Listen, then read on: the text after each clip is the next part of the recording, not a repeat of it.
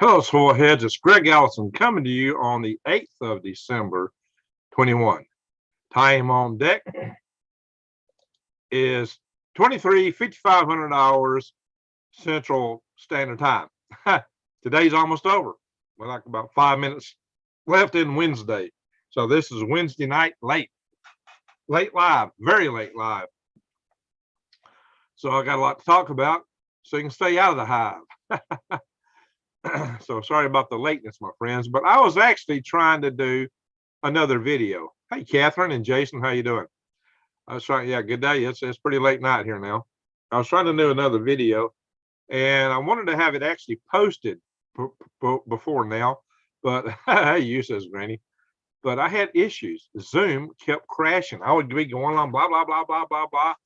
Halfway into the video, like a fairly good production, and Zoom would just go poof. It did it to me 5 times tonight. It made me rather somewhat less than absolutely ecstatic. I was not a happy camper. I was not pleased. I was trying to produce this video. Eventually, I got it produced. Eventually, I didn't make that video, but it took me many takes. Of course, sometimes when you're doing a video, you're aggravated and you'll make a mistake when you start out. You go, man, I can't use that. And you start over. I had that happen several times too. But have Zoom, once I'm really into it going, thinking I'm really making progress, it really discouraged me. I got somewhat less than absolutely happy, like I'd say. 5 times it crashed. 5 times. It's bad enough to have to battle the platform, YouTube, on trying to get something monetized, but have to deal with Zoom too. This is something I really wanted to post tonight. It was like a break in perspective on what's going on with Russia and Ukraine and United States and Ukraine. Especially now, you know what? Every other YouTuber is going to be talking about this. I'll probably out there put it first, and every other one will be talking about it tomorrow. And I'm going, really?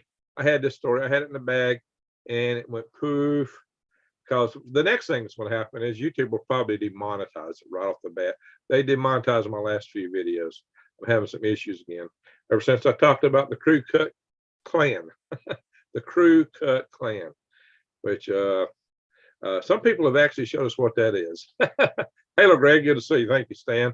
So, yeah, I've been having some issues, guys, and YouTube has not been helping me, and Zoom has been crashing me. So that's kind of messed up. Hey, Steve, how you doing? Yeah, I'm just talking about how YouTube has been giving me fits. But lately, tonight, it was actually Zoom.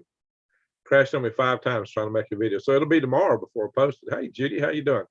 It will be tomorrow before I get it posted. So I'm not the happiest camper. By the way, look at this beautiful gift from Judy. Let's start the time clock. We're going to wait at the top of the hour. I'm going to flip it over at the top of the hour. How about that, guys? It's 2 minutes from now. 2 minutes from now, top of the hour. So we got Granny and Judy talking to each other. It's very good. So before we get all into this, I'm going to start the chat session also here on my laptop, so that if I go back and forth, I won't miss anything, I hope. I got to renew the page here, so it brings us the session we're in. So bear with me a second as people are filtering in. We've only got 15 people in the room now. I'm sure we're going to have more in a moment. I would love to have had some time to make myself a pot of coffee, but I grabbed some tea real quick because I do need something with a little caffeine to keep me going tonight. Hopefully the tea will do the trick. Coffee is what I really need. So let's see here. Have to make sure this is muted. It's muted. That's good. All right. New Days Always is in the house. That's good. So let's see. So far, most everybody in here except Jason is a mod. And Catherine. All right. We're mod heavy. Jason and Catherine both deserve to be mods.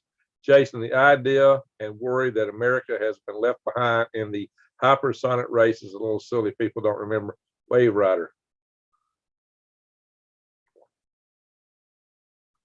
Yeah, but do we have it in hand? Wave Rider was a concept. I remember that. I had your older video running on my TV almost all night, missing the live. Oh, Judy, what was you running? What videos? Hi from North Alabama. Well, Susan, excuse me, Sunless Sentinel. Well, Sunless, where in North Alabama are you? Because I'm in North Alabama. Where are you? I'm in Tony. Who's the CCP? Mm. What does CCP stand for originally? Now, see, I said the Crew Cut Klan Plan, but I did that on purpose. So the Crew Cut Klan. Yes, exactly, Jason. The Soviet Union. Exactly. Because in English, we called the USSR, United Soviet Socialist Republic. But that's not how the Russians would have said it. To them, it came out spelled CCCP. Of course, the CCP is the Chinese Communist Party, but the CCP was Russia's way of saying USSR. Back in USSR, Decatur. Well, that's really close. That's very close, Sunless Sentinel. All right, Sunless, good to see you here. Thank you. So what do you do in Decatur, Sunless? You don't mind saying? Love to all mods, says New Days Always. Very good. So, Sunless, glad to have you here. I don't recall you being in the chat room before. Maybe you have been. Susie Q. I'm just adjusting. What's adjusting? All right.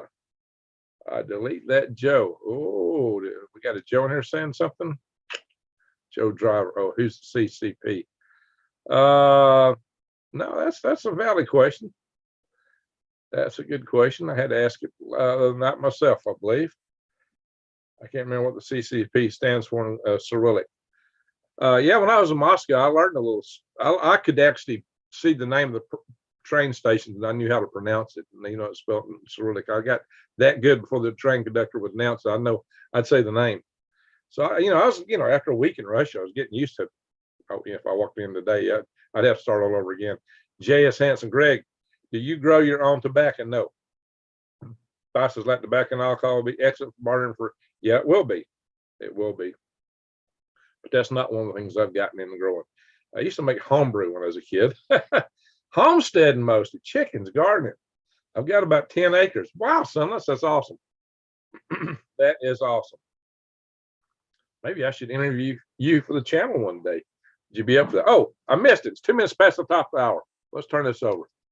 We're going to time it. We're 2 minutes past the top of the hour. I got talking, got yapping. I won't remember what it is. So y'all keep an eye on that. When it runs totally out, say, Greg, you're checking the time class. Judy, it was older than over 2-hour video. I was busy organizing my essential oils and on my bedroom and just adding to your watch hours. Well, thank you. I really appreciate that. That really helps the channel, actually. It really does. Appreciate that. Eden Gray says, Carmen. Okay, we got 35 in the room now. We're getting in. And Venner Lee Wheelbarters in here. Very good, Venner Lee. So I'm actually recorded a video and Zoom kept crashing me, Lee. And you got to see, I'm going to share a picture of what's going to be my thumbnail picture for this video. Ding, ding, ding. Where's it at? Hang on, guys. Let me find the video. Hang on. I'm going to show the thumbnail picture for the video I was trying to do. Yikes. Give me a second. Bing. There we go.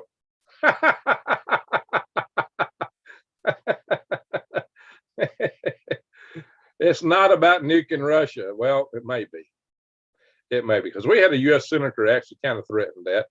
Now, don't you look at this guy's face and look at his eyes as he's looking right across that glass of champagne. Boy, it looks like he's a hungry predator ready to pounce. He's just looking at that, looking right through it. Wow, that's the eyes of a predator, my friends. That is the eyes of a predator. So, what do y'all think about that? 5G.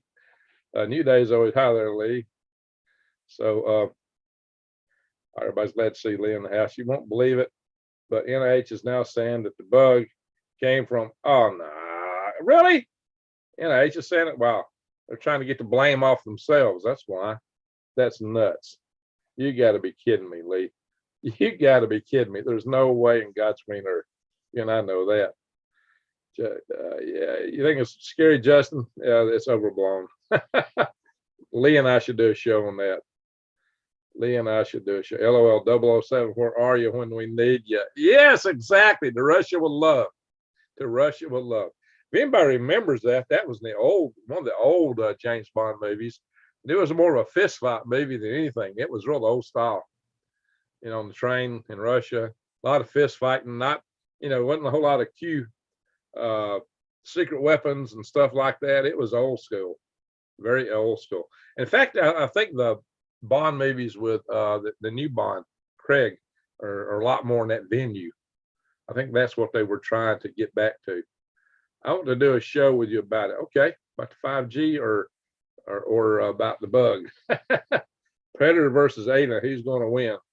That's a good one. I already have 5G. Me too.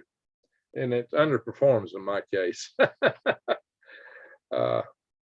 When the James Bond movies were actually good. Exactly. Well, I think the new Bond's pretty good, but I haven't seen the last 2 or 3 of them. I saw his first movie or 2. I haven't seen much in the way of movies lately. Not had a lot of time for movies. But yeah, that kind of gets to Russia with Love, to Russia with Nukes. That's kind of what I was playing. And a toast kind of fits with that title too, right? To Russia with Love, to Russia with Nukes. But then again, when you look back who's toasting, just look at his eyes. Look at this guy's eyes. Look here, guys. So one of the things I talk about in my videos, I talk about the very nature of a dictator, how they think everybody thinks like they think. I don't think Europe today would pose a real threat to Russia, but they seem to think so because they're projecting on other people the way they think. That's one of the things I talk about in this video. I've talked about that before also. Yep, James Bond. Where's Bond when you need him? To bug not coming from 5G. Yeah, it ain't coming from there, buddy. We know that. Yeah, well, I'm not getting performance I'm looking for. I tell you what, I get pixelated videos like crazy. No sexier than Sean Connery is 007. Uh-oh, trying to make me jealous there, New Days Old Ways. Well, he was a man's man back in the old days. Roger Moore, he was a little bit wussified, in my opinion. Psychopathic eyes. Well, there you go. It's like, yeah, he looks like somebody ready to hit you there. It's like, yeah, you're mine. I got you.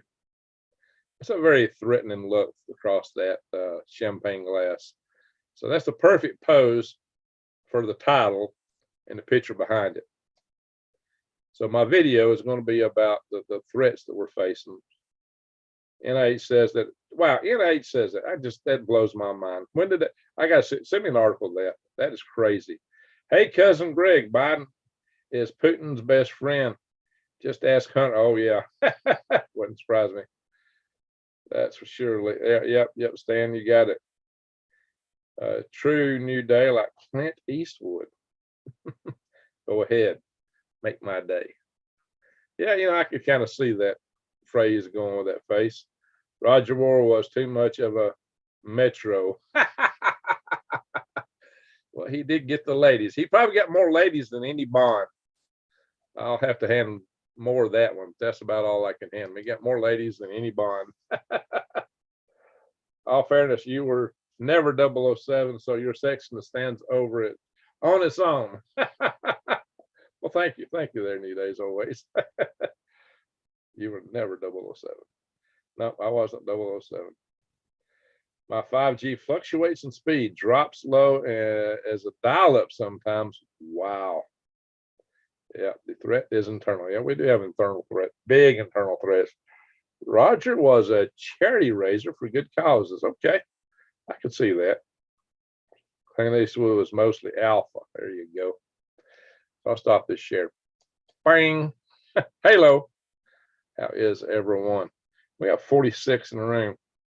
There is the link. Okay, very good. Very good. I'm gonna have to go to my chat room here and pull that up. Right now you see the thumbnail from my upcoming video. I said that way on purpose. Video. Only one person in this room understands where I got the term video. But I had to tell her. I gotta see this.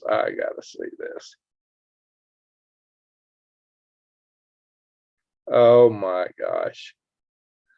Oh my gosh. Oh my gosh. This is too much. Ding, ding, ding. We're going here.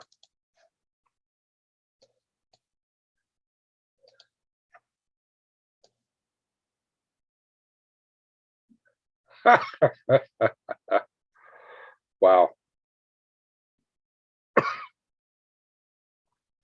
Guys, 5G can only penetrate 1/64th of an inch, which is less than the depth of your skin. It's not doing anything to stuff inside of you. It's got very little penetrative capability. Oh, yeah, it can sting you. If somebody hits you, the high power version of it, it'll make your skin sting. It won't do any real damage to you. Is that more BS or what? It is full of it. You know what? We're on to their tail because they funded it. Now they're trying to distract by going to they actually are harkening up the theories of conspiracy con to kind of mix it around, if you know what I mean. Incredible, incredible. Of course, you know, a lot of people say that there's no such thing as a virus. It's all exons, all created by electromagnetic frequencies. All the new viruses, they claim, only come out when we started using electrical fields, electrical this, electrical that. Well, explain to me the tobacco mosaic virus, which will also occur way out in the middle of nowhere, far from any electrical systems, and tobacco plants or nightshade family plants wipe out tomatoes. Explain smallpox, which has been with us forever. Explain all these things. Come on, guys. That is goofiness at its tops. Exomes. And like I said, the stuff don't even penetrate. Yes, but that's thousands of times higher power than 5G. So somebody talking about something else in here? Well, 5G is the frequency so high, they just don't have the penetrative power. If you run the power up, what it does is it singes your skin. But low power won't even do that. You don't feel it because why? You got it one around you. I got 5G right here, right to my head.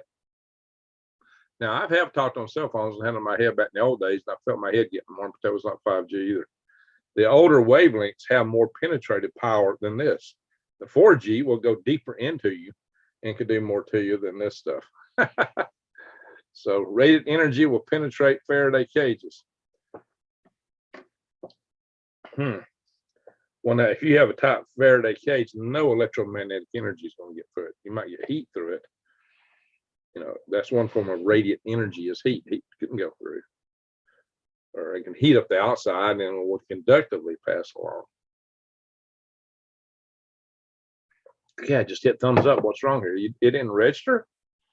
Try it again. Your thumbs up didn't take?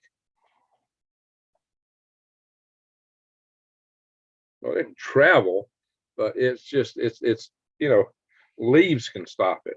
Leaves on a tree. That's why they have to have so many transmitters. But they also do them in lower power, typically. Just hit the thumbs up. It's a Joe Driver. Hey, Joe says, yeah, I just read that. You're faster than me. Just look stuff. Just stuff. Look everywhere. Okay. I've seen a couple lights go. Okay, guys, we got 54 people in the chat room and only 32 lights.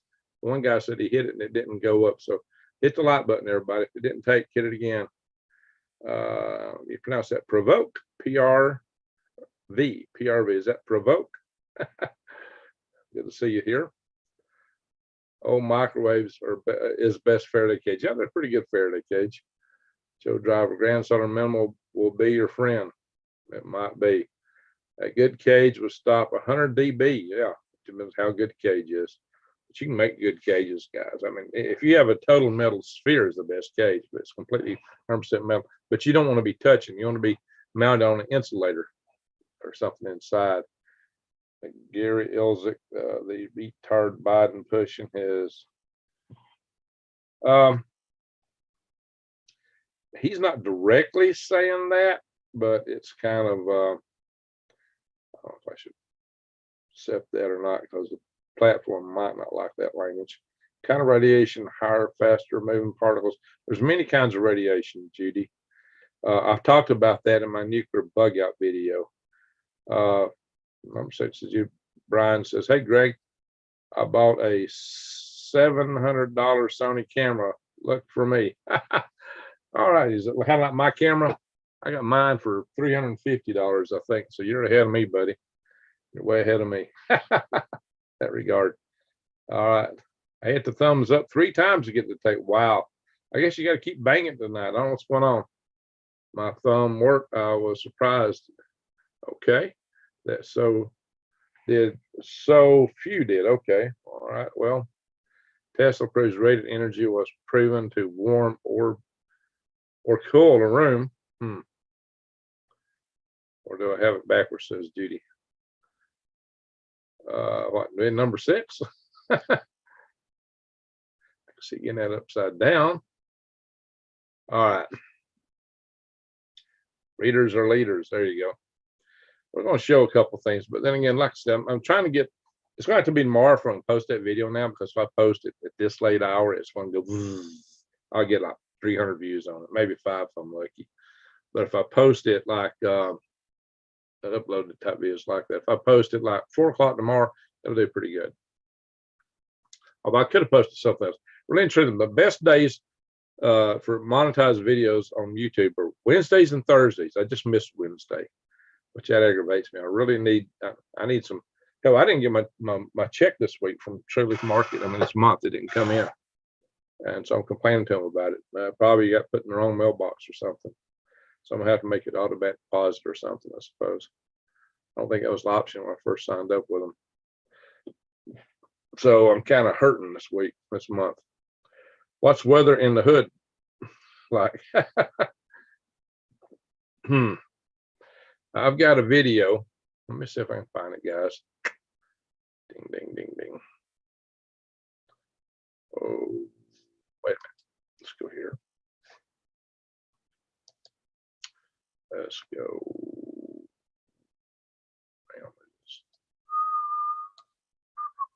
Bing, my channel.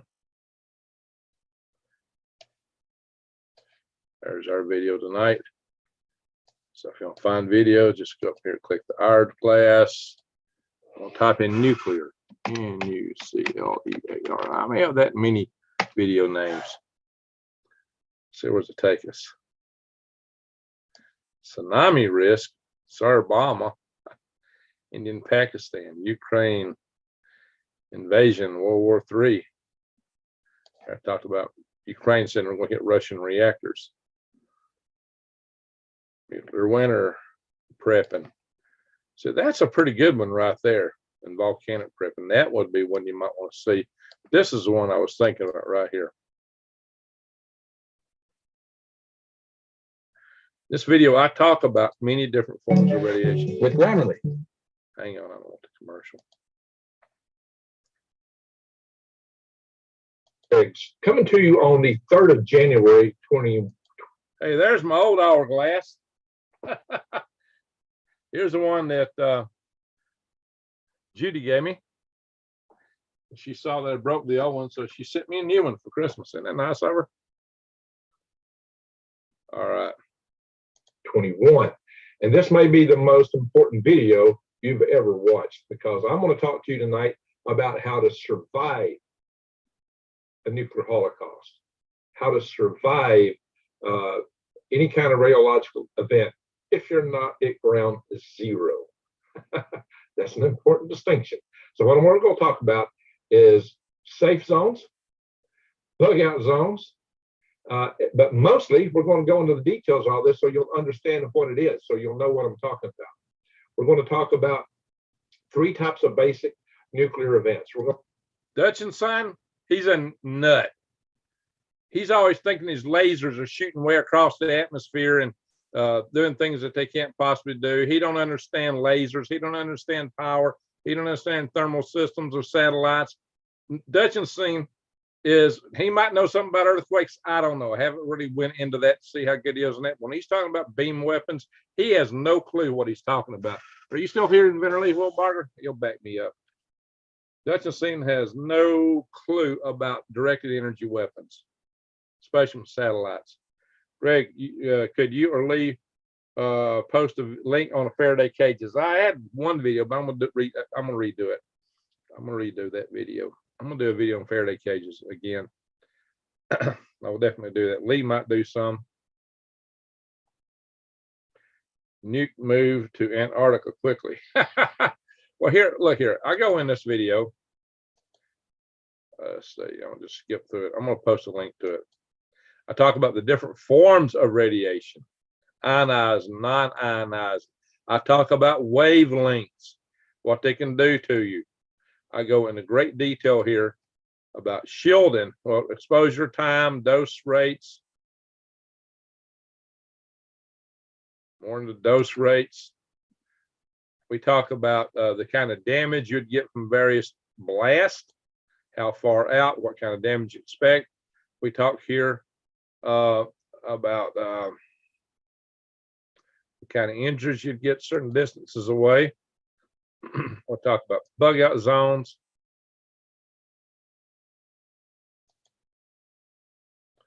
I guess Lee's left the room here. We talk about what the targets are, target areas for a nuclear war. Well, I'm showing her where the nuclear power plants are, the 50-mile radiuses around them. So what I'm gonna do is I drew a map here to exclude all this and go into where you could live. We'll talk about radiation shielding, shelters, wearing camel hats.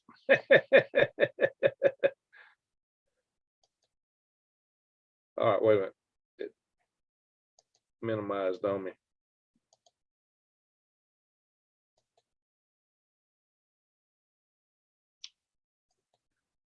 And I talk about this habitat concept of mine, how it's radiation proof. And it will serve you so well. I'm gonna take this video. I'm gonna share the link. In fact, I need to share it in a couple places. I'll share it here in the room, the chat room.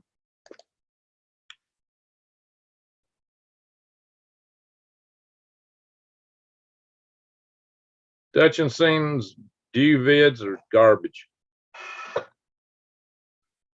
Hey, there he is. No, I'm here. You're 1,000% correct about Dutch. He's an idiot. Exactly. Exactly. All right, here's my video on this one. Tells you how to survive a nuclear strike, guys. You're not going to get a better video than this one right here on this topic. I'm way too close to nuclear reactors. All right, Sharon, you might need to move. You might need to move. Hey, Arnold Smith's with us. Very good. Let's see. I'm going to find the other video that you might want to see. I'm going to copy that into another place because I need to save that video. Ding, ding, ding. Give me a second. Notes. I'm going to save it in my little notes thing. And I'm going to copy another little thing. We might look at another little show tonight, too. I usually do some poetry on Wednesday nights. Let's see. They must put new meters on homes here. Mine is about 30 feet away. Ran the underground wires to the house so no meter would be attached to my house. Very good. Yeah, these smart meters aren't so smart after all, really. All right, where was I at? I was nuclear bug out. Let's go back out of this. Now, this is the video you want to see, but there's another video just talking about the winter aspect. Let me show you how to create an amazing app. Yikes, I don't hear a commercial. I am going to copy this video into the chat room.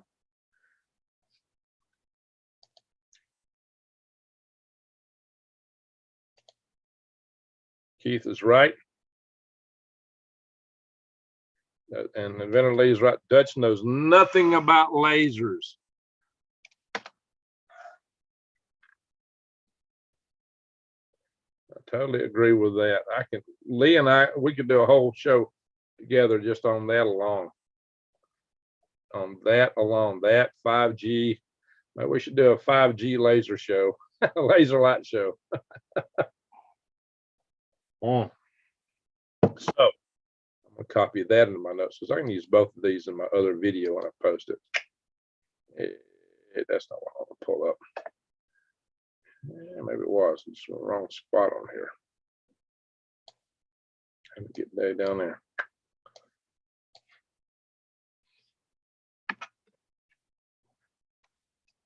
All right. Well, that's interesting. Hello, Greg and everyone. Hey, Colorado Jan.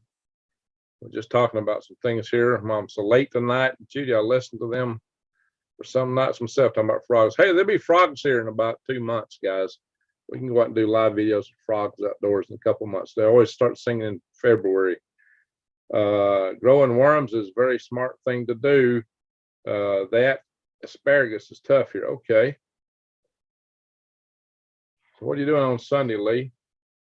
Somebody said something about Sunday. Living in Richmond area, we are screwed. We have 2 nuclear plants. Oh yeah, that's not good.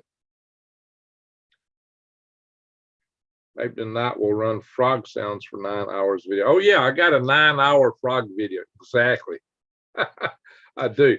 If you want to sleep, go play my frog video for 9 hours. Maybe I should go look for that one here and share you the link. Well, we're going to look at some other stuff tonight too. Let's go back and yeah, if you want to see the videos on my channel, you just go back. And help me there with a hay. That'll protect your animals. Oh yeah, I talked about how to protect your animals, your homestead. See, who talks about that kind of stuff? Just Green Greg's. Green Greg's. All right, so we're going to go in here and we're going to hit the hourglass. I'll find it right here. Not that one up there. You want to hit the one down here next to the channel. Cling. So typed in nuclear. Now, what was the word we want to say? Frogs. Oh, frog titles in a zillion videos. Soothing sound to sleep by for frogs and wind. That's the 9-hour right there. If you type in frogs, it comes up. This one's got some frogs in it too. Several do. Another way to find it is just come down here and go into the videos part or home. I'll just go home. Where the playlists are listed here on the channel. And I think it's down under fun.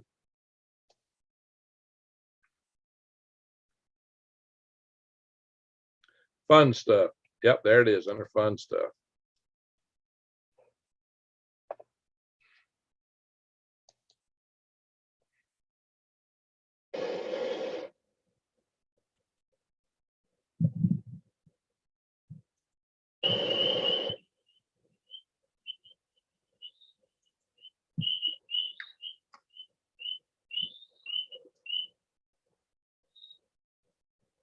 I can make this video go viral. You'd all just listen to it every night. This video would go viral.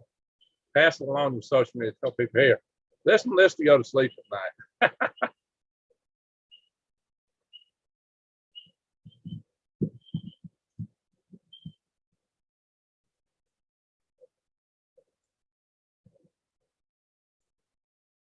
Turn the sound up.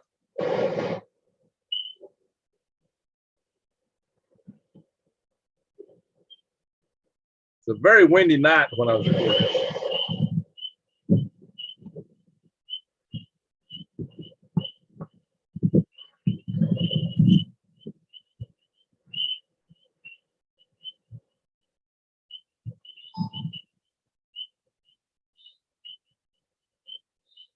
All right, enough of that.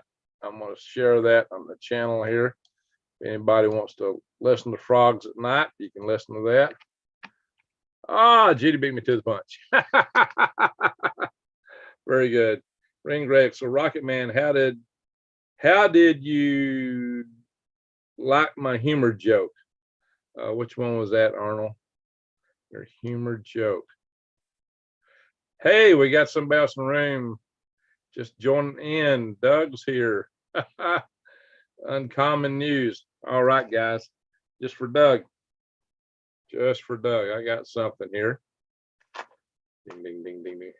Tim, how you doing? Hey, we got 63 in the room now. That's very good. I am going to stop share for a second. And it's time to be a whistleblower, literally.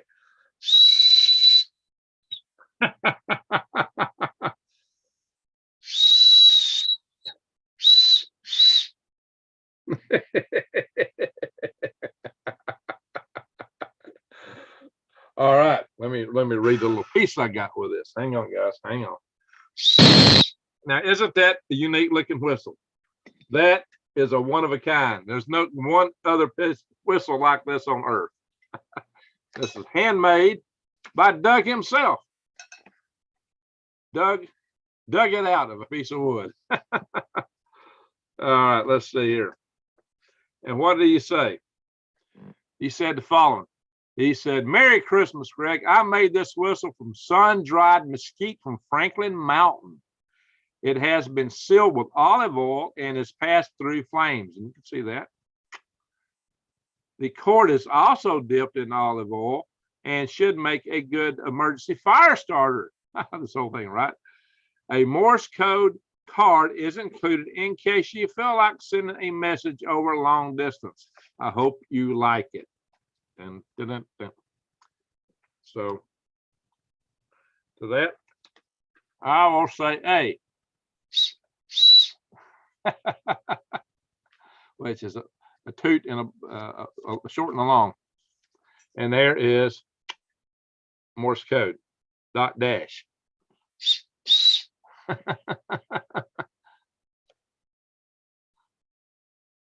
And this is from Doug.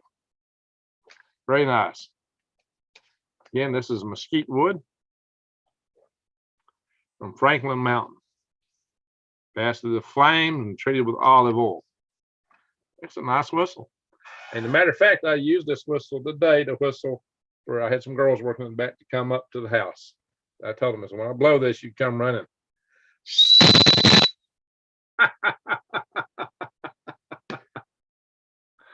Yeah, I can definitely play that one. All right, Doug, appreciate it, man. Doug is done. Bam Bam Suspicious. Good to see you, Bam Bam. Grand Atlanta, sweet whistle, Greg. All right, everybody likes it, Doug. Hey, we got a Russian guy in here. His message is deleted by Inventor Lee Wildbarger. Uh-oh. What was the Russian guy trying to do? Maybe he must have been a, yeah, I'm gonna get some heat after I post this video I'm gonna do, especially the thumbnail photo. For those that haven't seen it, they're just coming in. I got to show you the thumbnail for my next video. It should have been posted the night before I got started even, but I had problems with Zoom. Zoom kept crashing me. Thank you, Brian. Thank you. I paid next G. Yeah, he's paying his dues here tonight for the Scouts. His nightly Scouts dues. Thank you. Play Jingle Bells. Oh, wow. Let me see.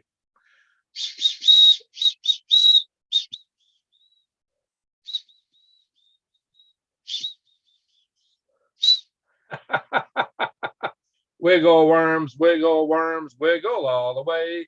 Oh, how fun it is to ride. And one tractor open sleigh. Hey, oh, a porn link. Oh my God.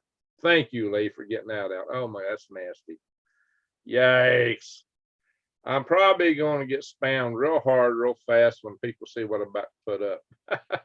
For those of you that haven't seen it, let me see if I still got this file open. La, la, la, la, la, la, la, la, la, la. Did I kill that picture? Probably did. Hang on. Ding, ding, ding, ding, ding. I'm going to share it. I got to get back here to my Zoom thing to share. So you've seen it already. We got some new folks in the room.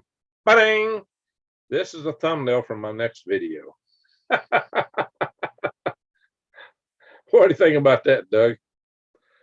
Harold, I was wondering about that, sort of like Los Alamos. What's Harold saying? Where's that? Harold Denton. Where are you from, Harold Denton? They're always having 2 or 3 earthquakes and radius around that Oak Ridge reactor. Ah, high energy tunnel. Uh-oh. Looks like the Russian been coming in here. Knock him out. Knock him out. Don't let him in here. Ban him. Ban him from the channel. If he's going to put porn on here, can you and I do a show Sunday? Should be able to. It would probably need to be an hour or so after sundown, because I've been having some people work for me. I got to make sure I can get them in and out. Yeah, Sunday should work good. I watched Dr. Paul Cottrell earlier. He has researched the studies, is learning more about microbiology dynamics. Okay. Hard for me to analyze. What are you trying to analyze? Yeah, Uncommon News. He's got some good videos for those of you that might have seen one of my recent videos. He actually did a little digging and found some interesting stuff, guys. I'm gonna stop this share. And let's see here. Ding, ding, ding, ding, ding, ding. I'll show y'all my video. I'm going to show y'all his. Our channel thing. Doug was in our teleconference Monday night for the Freedom Restoration Foundation board. He is serving the technical committee for us, and he and another guy. And where am I here? Yes. Got it. Let me share this. We're probably just gonna go through some stuff here in Google I got open anyway while we're at it. See, I did this video. It says avoid the crew cut plan. The crew cut clan plan. Avoid the crew cut clan plan. Now I chose that because the acronym was CCCP. And one guy here tonight already guessed what CCCP stood for. That's Russian or Cyrillic for the same thing we call the USSR, i.e. the Soviet Union. So I did a video here on it. And how long is this video? It's 14 minutes and 48 seconds, almost 15 minutes. Rather short video for me. But our friend Uncommon News did a video on it also. So if we go to Uncommon News,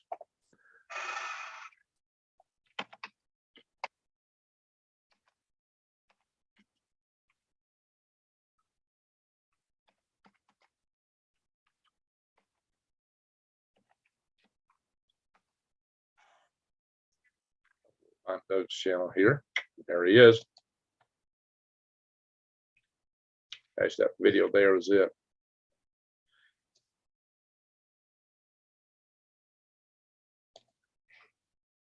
So there it is.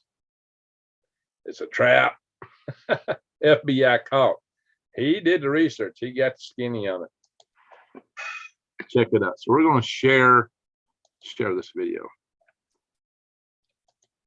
And if you don't know the purpose behind a honeypot, basically, I know what we used to call a honeypot.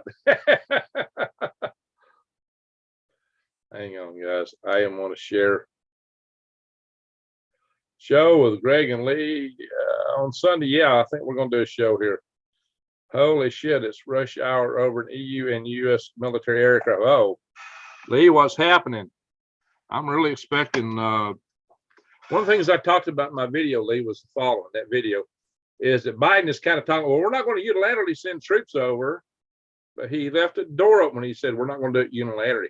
But he said if NATO does it, if we get NATO partners, that we might do it. But I don't know, guys. We may be in a full-blown war here. James Bond was always walking into the I got you. To the honeypot. Yeah, it's a trap. That's a trap. Yeah, James Bond liked being in the honeypot, I think. Nice to see you in North's chat the other day. Yeah, Stuart. Yeah, he's got a good channel. There was a Zeppelin song called Bring It On Home. Facts come out. Yeah, so check out Doug's channel. Oh, I was going to post a link here. Best Bond girl name. Oh my God. I don't know if I could repeat them on this channel. He had some interesting names. Troops are there. We've got some National Guard troops in Ukraine. We're supposed to be trainers, supposedly away from the action in Western Ukraine, supposedly. That action line can move. We know, and I really mentioned Lee Wilbarger in my video. I said he was there. Now, Lee, you may not agree with me on Crimea, but we'll probably agree on most everything else. So we might see a little different in Crimea, but that's small potatoes compared to the big picture. Let's see here. It's going to get ugly, I'm afraid. Yeah, now, New Day's always, she's seen some things. She's got a little prophetic side to her there. I'm going to go live now, Lee. Yep. That was definitely an interesting name. Talking about kitty cats, right? I believe that must be kitty cats. All right, let's I'm gonna quick go through some weather stuff. When are you going live, Lee? Russia is just installing and you plumbing for Ukraine. Yeah, they got some pipelines over there, no doubt about that. Is Homer 19 or CL60 still doing runs? Arnold, I'm not sure what you're asking there. C6 to CL60.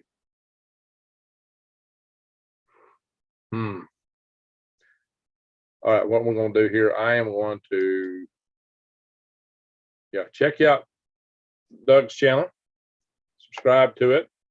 I'm going to show an old video of me before the night's over. But we'll do our normal stuff here. We'll go through, so I don't crash on into some stuff here. This is windy. A lot of wind going up in the northeast off the Atlantic coast. Pulling some good winds off coast, but especially through, had some good winds coming over New Jersey, out of New York, Pennsylvania. Got some strong winds coming up here through Iowa, Minnesota. It's interesting how this wind's coming down here and splitting and going around. Got a little vortex there over Denver area.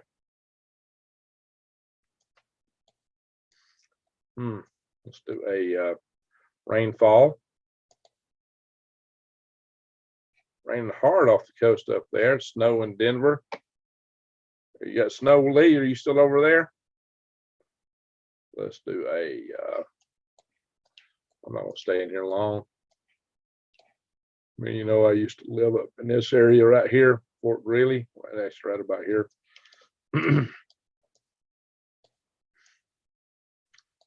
Well, there, Kate, looks like you're still getting snow. So we're going to go over here to rain accumulations.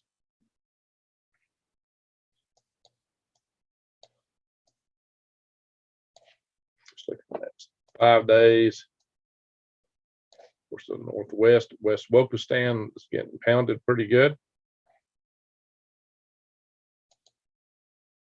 All right, next 10 days. Wow, California's got a lot of rain coming. I'm in Texas now, near Dallas. Okay. Somebody taking a swipe at me? What was that all about?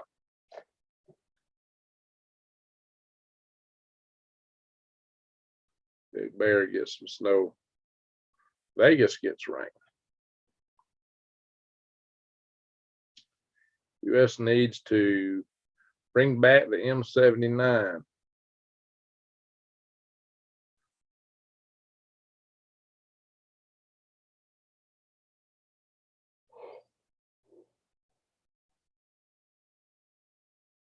Excuse me, guys. I should have got me some more coffee.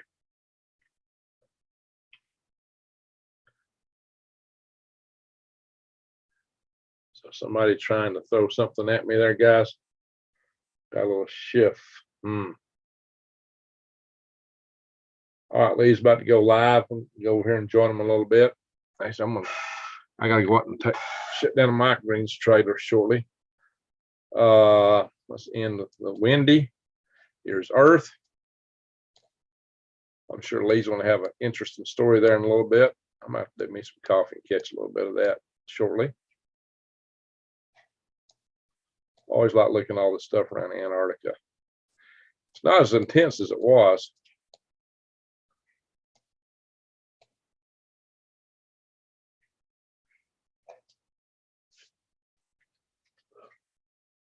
Would you want to be a ship out in the Grand Banks right now? Who would want to be in the Grand Banks on a ship right now?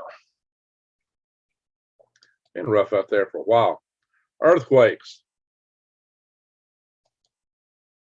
There's one in Tennessee, North Carolina border region, M2.5.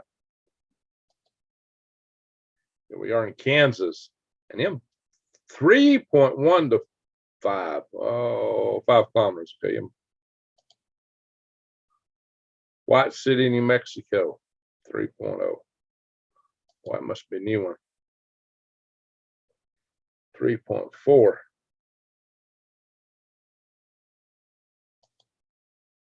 3.6. Wow, so a bunch of stuff along Santa Andreas here is popping, but this corner here is popping. This Fuca Plate, Cascadia subduction zones over here. If you've seen Diamond, he's telling you that, you know, these earthquakes are occurring here, they're occurring back here. So there's not really subduction zone earthquakes. You don't have to be as concerned about them. But there is a strong earthquake swarm going on right here. Swarm. Can't talk tonight.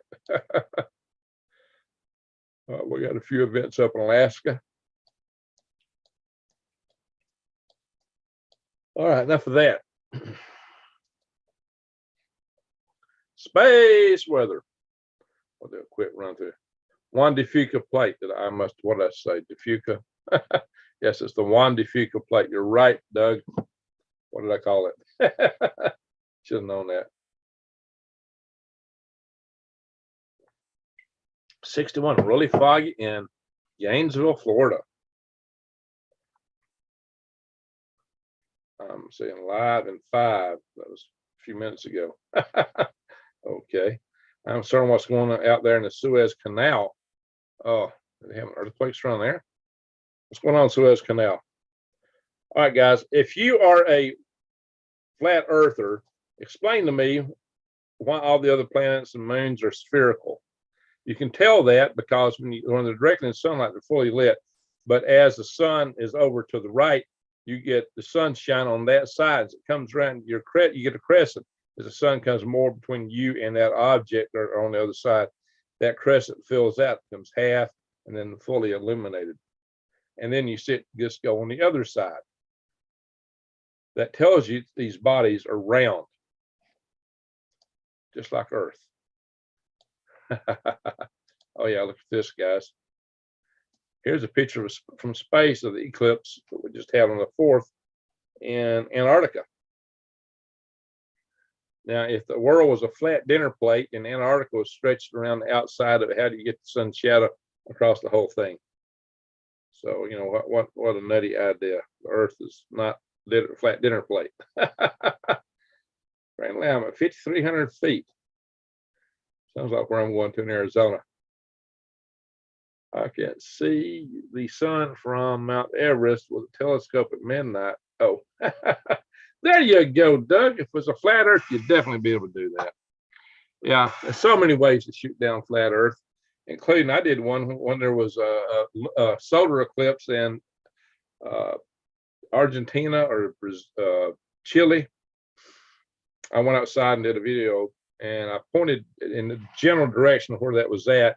I showed where the sun was at and the moon relative. The moon should have been up. I should have been able to see the moon below the sun if that were the case. If the Earth was flat and we were getting an eclipse there and we weren't getting here, then the moon should have been between the Earth and the sun when I looked in that direction. But the moon was way off somewhere else. You know, the reason that works is because there's 250,000 miles between Earth and the moon, and the Earth's only 8,000 miles in diameter. So little slight perturbations in a linear orbit will make its shadow appear in vastly different areas on Earth. And it's not always on Earth. So that's just something to bear in mind.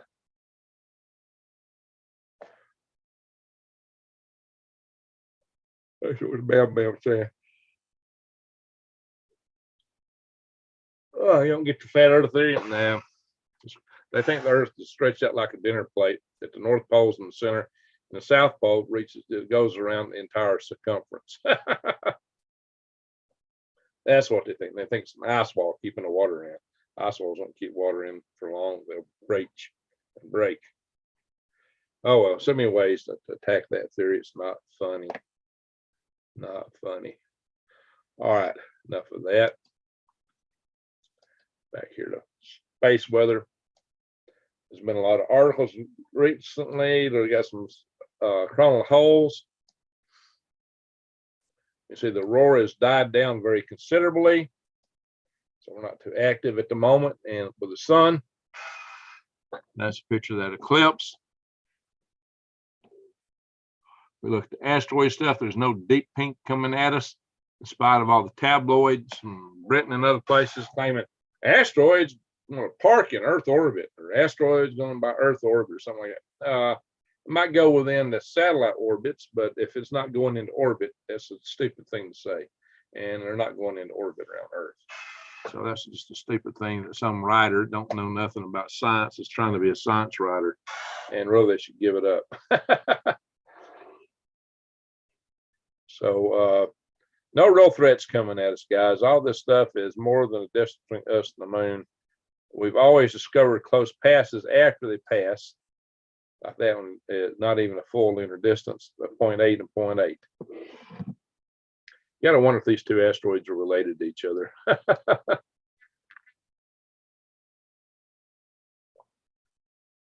looking in the future, not so much pink. But you know, when you see this chart days later, when this is a past, there'll be all kind of new additions to be dark pink or reddish looking like that. So she just discovered them. Faster we find them, the better. Bing. That was an interesting link from Lee. All right. I'm going to show you another little thing just for fun, just for giggles. And I'll read some poetry tonight, maybe a little bit. Or I might save that for next time. Asteroids are like Ford Pintos. Well, asteroids are more common than Ford Pintos. Ford Pintos about all gone. Asteroid any day now. Yeah, that's what they're always saying. It's like Nibiru. Nibiru is going to swing around from the other side of the sun any minute now for 40 years, 20 years especially. Ford Pintos, Space Force. What do we know? I got a Space Force hat on, guys. How does it explode? It hit Earth. Hang in there. Yeah, I'm fighting to stay awake, guys. Earth is flat when you have a picture of it. So if you lay it out that way, the pictures are flat. That's the problem.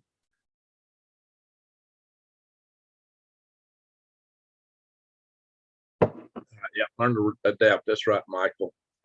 I'll show y'all a little video of me from way back in the day. Hang on, guys. I gotta find where I got it at here.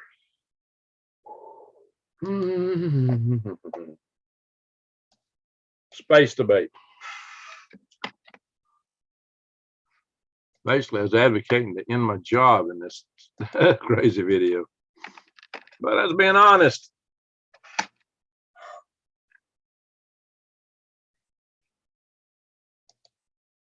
Hey, what? It's going to take the private sector to lead the state. This means Hang on.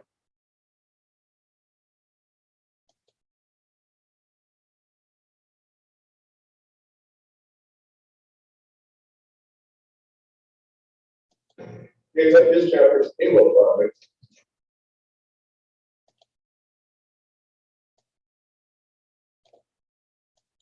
Speak more.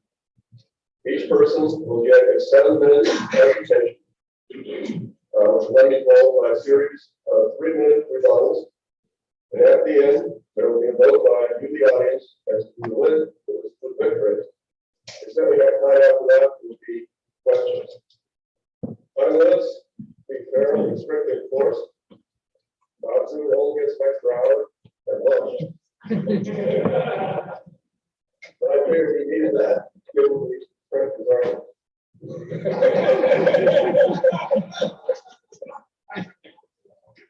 The first speaker, again, chosen by lot, is Ray Allison, who's also known affectionately, some people say affectionately, as Denton.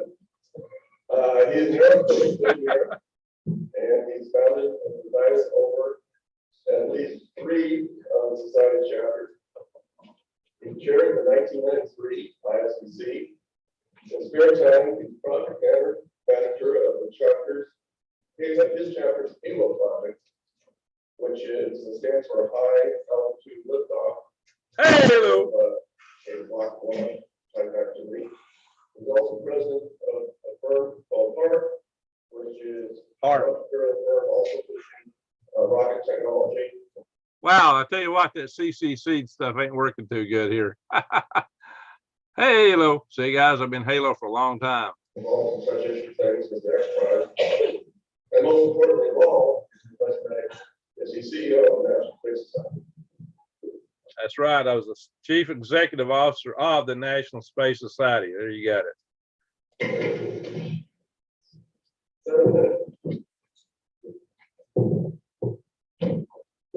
Well, thank you, Mark.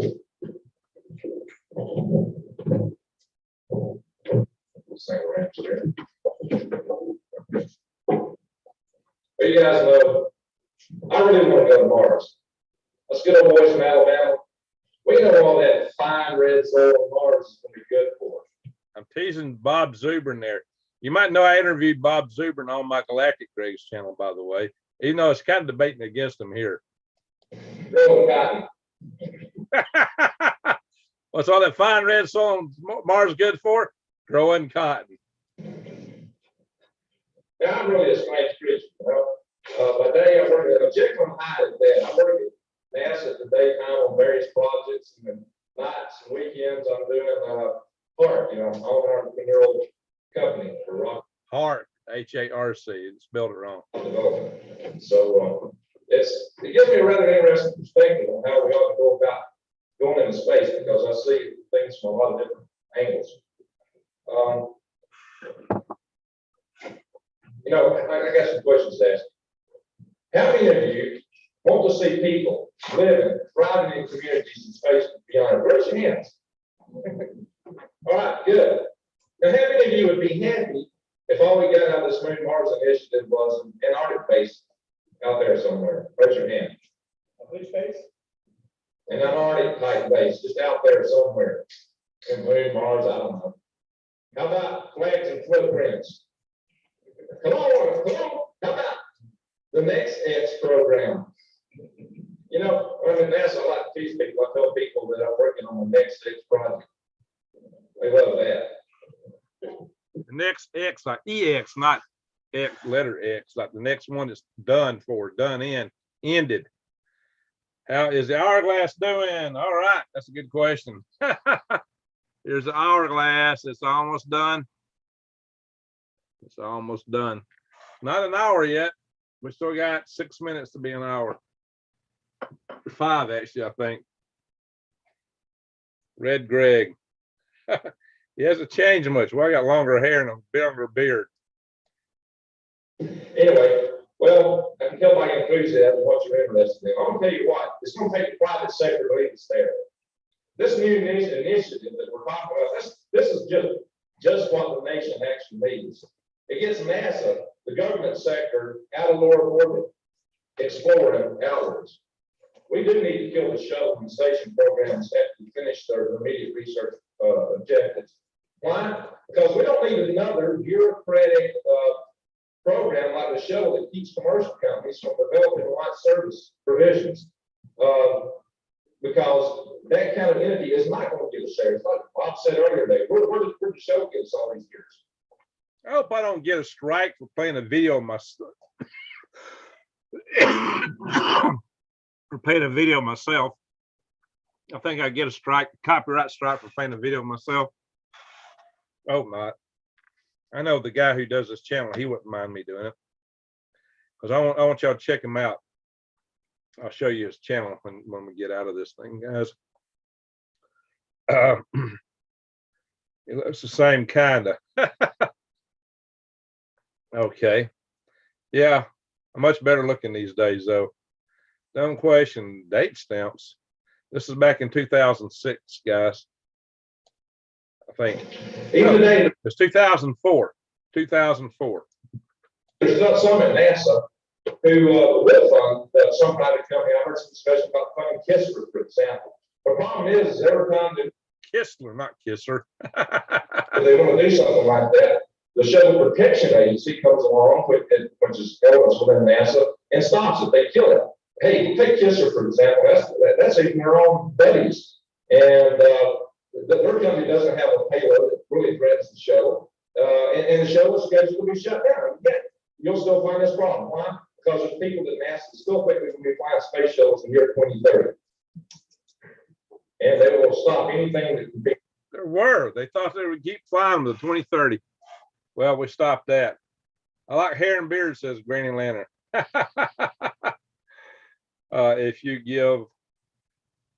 If they do give you a strike, you should fight it if you can. Problem is, how do you get to them? How do you even communicate? I mean, you know, the stupid people here on YouTube, you know, it's just hard to get to them. And you can't really have a conversation with them. It's crazy. I did a 4-month contract with NSF working with Raytheon in Antarctica at the Edmondson South Pole Base in 2005. Well, Gary, that's interesting. So did you winter over? I had some friends that wintered over actually.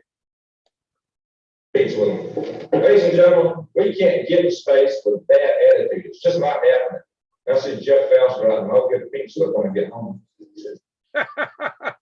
So that was a journalist writing notes, and I said I'd get a pink slip when I got home, which means what I was saying could get me fired because I was kind of talking against my employer at the time. There's an L5 Society pin and National Space Society pin. I got an X Prize pin here. You only got the X Prize pin by being an X Prize competitor. I had an X Prize team.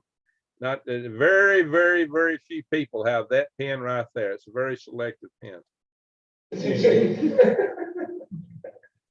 Hey, I hate to say it, but this is why we cannot afford a heavy lift launch vehicle. Which is what I'm working on today.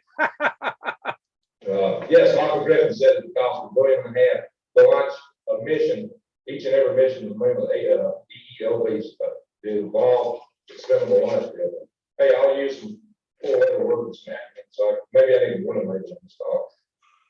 It costs $20 billion to develop the heavy lift launch vehicle, and the Shuttle Protection Agency is going to be the guys that's going to launch it every launch. You might get 4 of them launched, and it will cost you over $1 billion to launch with that. And worse yet, after spending $20 billion developing the thing, or somewhere along that line, it's going to become the next 6 program. It's probably going to get shut down. I don't know if we believe it was really the political resolve to see that program through. Sustainability is a problem. There's another way to do this. Let's force NASA to become purely an agency of research and development and exploration, research and exploration. Let's make them become an. Well, thank you, Judy. The YouTube customer service line. How many have to call them? Trying to find any social media like FBYT, any other customer service loop nonsense. Yeah, it's hard to get any service. Customer service is an oxymoron, right? Ever expanding bubble of exploration, always moving out. Now, this is something one of the guys on the panel started talking about later. He's very famous in the space activist movement. He said, I came up with this idea. This is my idea. And he said what I was saying right there, and he said it a few years later.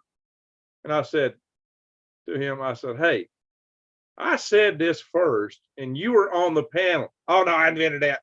It's like, you need to give me credit. Oh, no. He's been a real about Rick Tomlinson.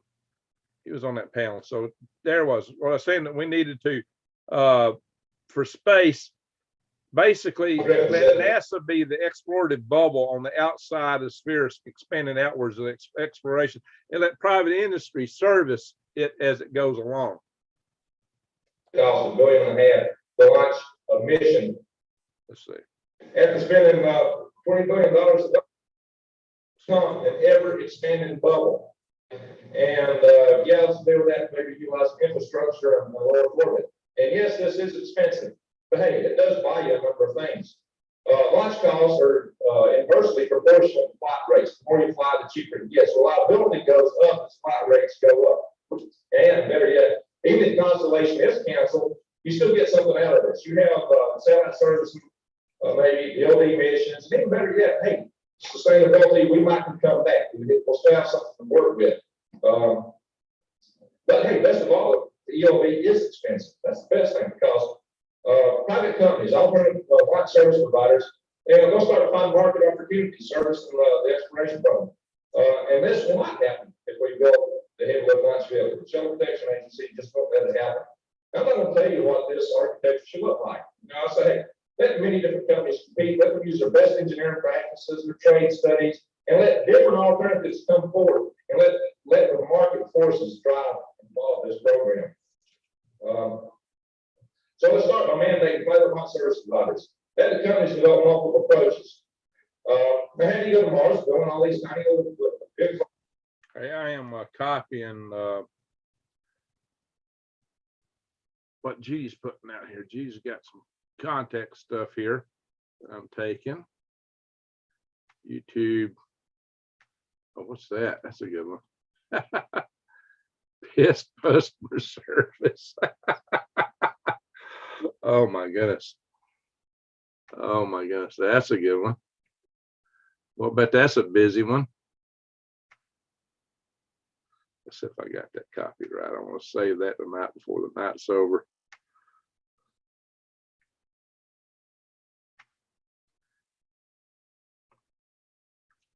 YT.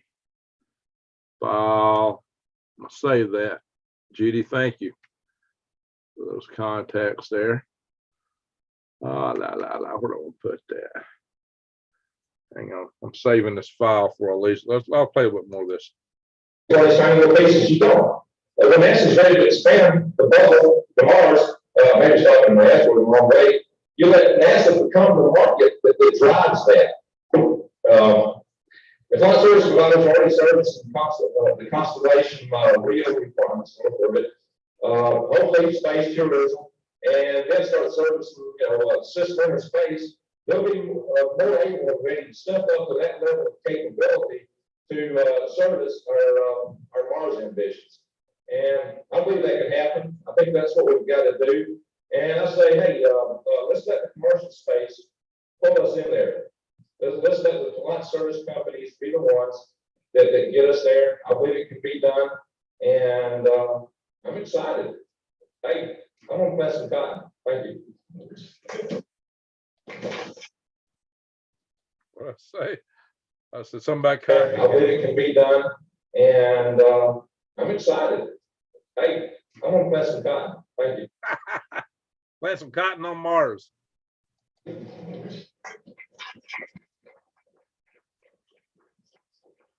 That's Rick Tomlinson. He stole my idea and claimed it. Next speaker is Dr. Robert Zubrin, who you probably heard from before. He's founder and president of the Mars Society, PhD in nuclear engineering, over 200 articles, many of which are technical journals, 2 patents, 2 pending, 5 books, creator of the Mars Direct concept, which has revolutionized thinking about going to Mars, in particular utilization. Yeah, Bob is something. He's very, very energetic. Let me see, I'm gonna skip forward a little bit. History of the Apollo program. And I'm probably going to get some of the details wrong, but the thrust of it was as follows. There's this meeting held down at the Marshall Space Flight Center around 1963 or so. And at this time, the Lunar Orbit Rendezvous mission plan, which of course is planned at event. I won't play too much of him. Might get a strike. Sure enough, I keep that up. Anyway, I've interviewed Bob. Bob and I go way back. We're friends.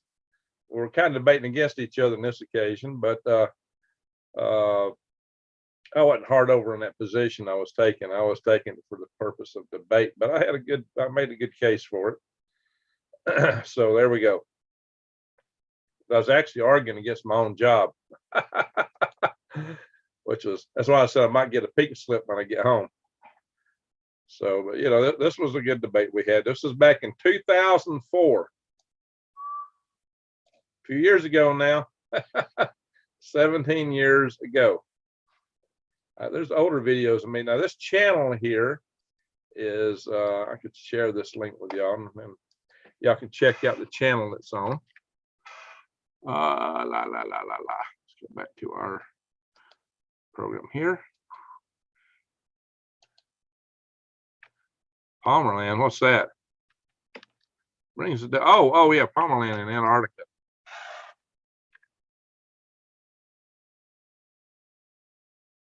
Who tried to sell that to us there, Doug? All right, let's go back to this channel. The oldest video of me anywhere on YouTube is on this channel. This channel has the oldest video of me out there, if I can get back to it. Yikes. I'm in the wrong spot here.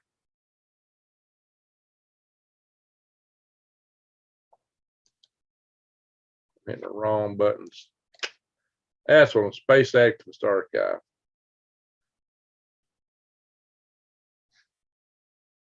He's got 504 videos. He used to go to these ISDCs and video these things. He's no buddy of mine. Let's see here. He did that for years. I don't know if he's still doing it. So he's got a lot of old space conference videos in here. So if you look in their videos, and just go look at the most popular ones, I guess. Sort by, where are we at? We're sort by, here it is. Sort by most popular. Here's Ning Lee. She was in Huntsville. She did the gravity and modification experiments. I knew her.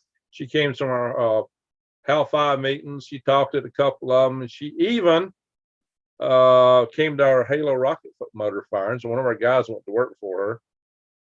This is the oldest video of me anywhere, if y'all hadn't seen it, other than a camcorder an old friend of mine had who's passed away. So those videos are probably gone. So this is probably the oldest video of me that you can find anywhere at all. This was in 1993.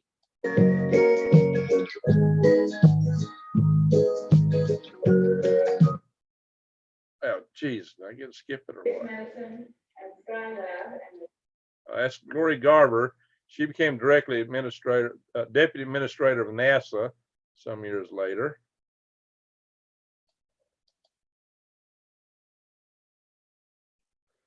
Found in the Future, open in session. This was the very beginning of that conference.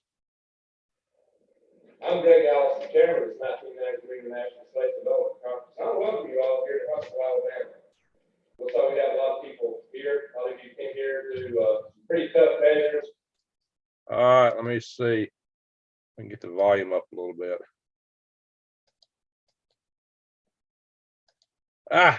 Volume control is not cooperating on me. I did have a little bit of a beard there. At one time I kept a short beard. And I just want to say that we're real happy to see you here. That was long hair for me at the time, but that was long hair for me. A couple of our interesting rivals aren't in the room this morning. They had, you can see them. I don't know what the press we gave them, but we had Kirby Icahn come from Australia. I guess he's our father's child. And there's a guy named Del Mond. We thought you'd get him the most creative child who ever has the team. We'll well in their time to get here. Somebody can Del Mond, you can tell him. That's what I put out of that. He really put this strange thing to get a trip here. Looking back, some interesting things were happening about 50 years ago this time. Actually, 50 years ago this weekend, American forces retook active island in Alaska.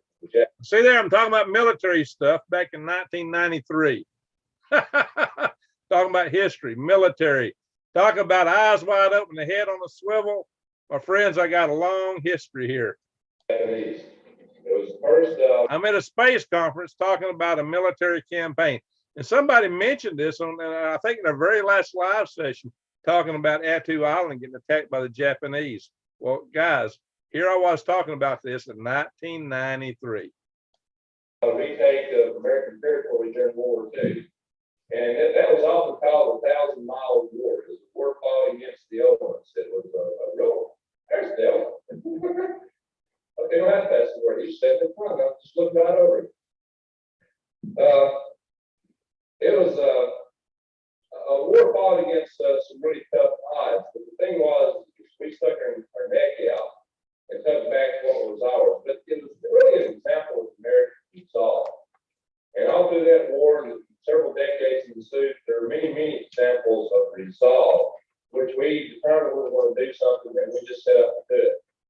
Today, maybe we need some more lessons in resolve. Somehow we seem to have lost some of that basis. Other things that happened a few years ago was that there was something called the 8-4, which we Americans termed the B-2, which is a rocket that was really beginning the open space age. You'll find some of the people here at this conference who were the key instrumental people in designing and developing that system. Conrad Dannenberg will be here off and on to the regular conference. So we have a big panel at Space and Rocket Center Saturday night. My understanding it's already sold out. Those like a few of you who pre-registered, you're going to get a heck of a program there and get your whole pastoral of people. The interesting thing, I don't go back to this thing on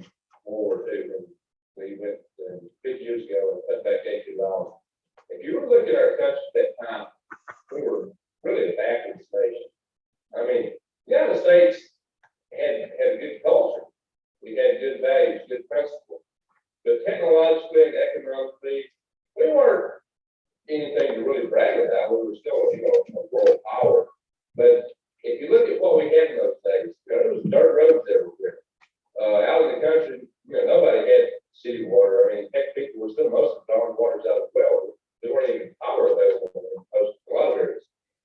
A lot of telephones were available. The country was primitive. Yet, we found it within ourselves to fight wars on two sides of the world all at once and win them. And we emerged as the world power. And we went from there to fight a Cold War. Now, this shows a lot of resolve and a lot of capability. Today, we seem to think we just can't do anything. Here we have a lot of technology, a lot of new things, and so where's the side that come from that we just can't do anything? It's really basis because we can do a lot, and we need to know that, we need to understand it, we need to admit it for ourselves and pass that word, we need to communicate it. What we need to pick up is the challenge of space. We need to pick this up as our next challenge to do something there. Really show you what we have here in our program is a working conference. You may have looked at some of our sessions. We have some sessions like how we used to make things work, the development on the fast track. The reason we come up with some program like that is, you know, I'm this young engineer myself. I'm hearing the old guys talk all the time about, gee, we used to just go down and shop and we'd make this, we'd make that. And they're always telling us about all those great wonderful things that they used to do. But today, most of us young engineers are still pushing paper and dreaming of doing some of those things. And so we find ourselves saying, gee, what happened? Those were the good old days. You know, I wish I could do some of those things. There's just too much of that being said. So we decided, well, now I went after that and did some of those things myself, like the Halo program. you know, we are the problem here today. We as a National Space Society represent an organization who wants to reach out and develop space. All right, Judy, more than one person is requesting me to do a beard balm oil, so I'm gonna have to talk to Leanne about that. Point of developing human subjects. I mean, we're really ambitious. The goals are grand, but we seem to do well just simply like rockets these days. So it became a little apparent we have to return to some of our basic fundamentals. We've got to revisit some of these things before we can hope to accomplish our aspirations. That's why we set up stations like development on the fast track and how we used to make them work. It's time to look at these things again. It's time to try to relearn some of those lessons. And we try to bring in some drop people, young and old, who were doing things built on the fast track. And for instance, we have some people with small scale initiatives. You know, these are guys who are developing experiments, making things fly. They're doing things on their own. Well, he's got a stem bag full of cars, but he's got some experiments about to go on the show and he's trying to hide himself.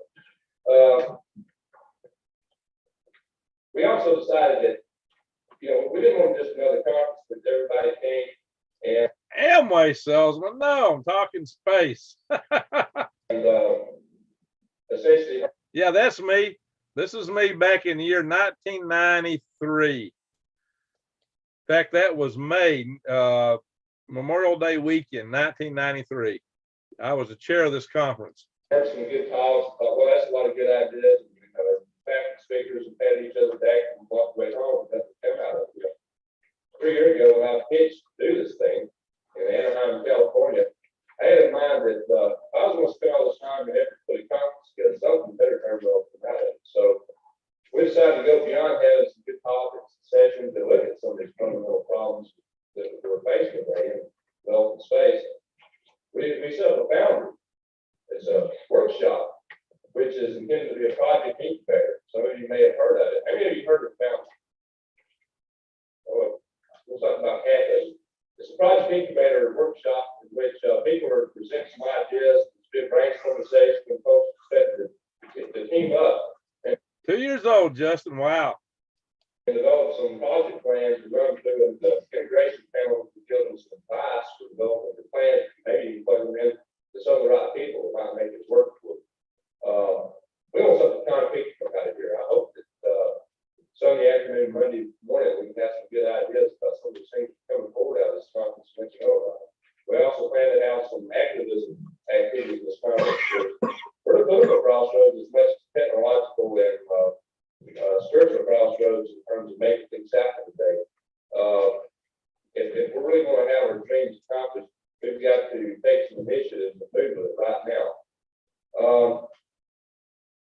Yeah, man, I just want to say that, You gonna leave us there, Brian?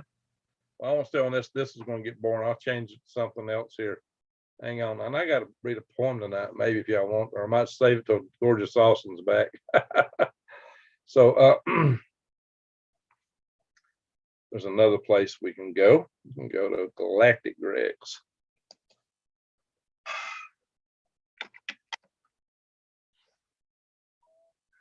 Here, rocket science.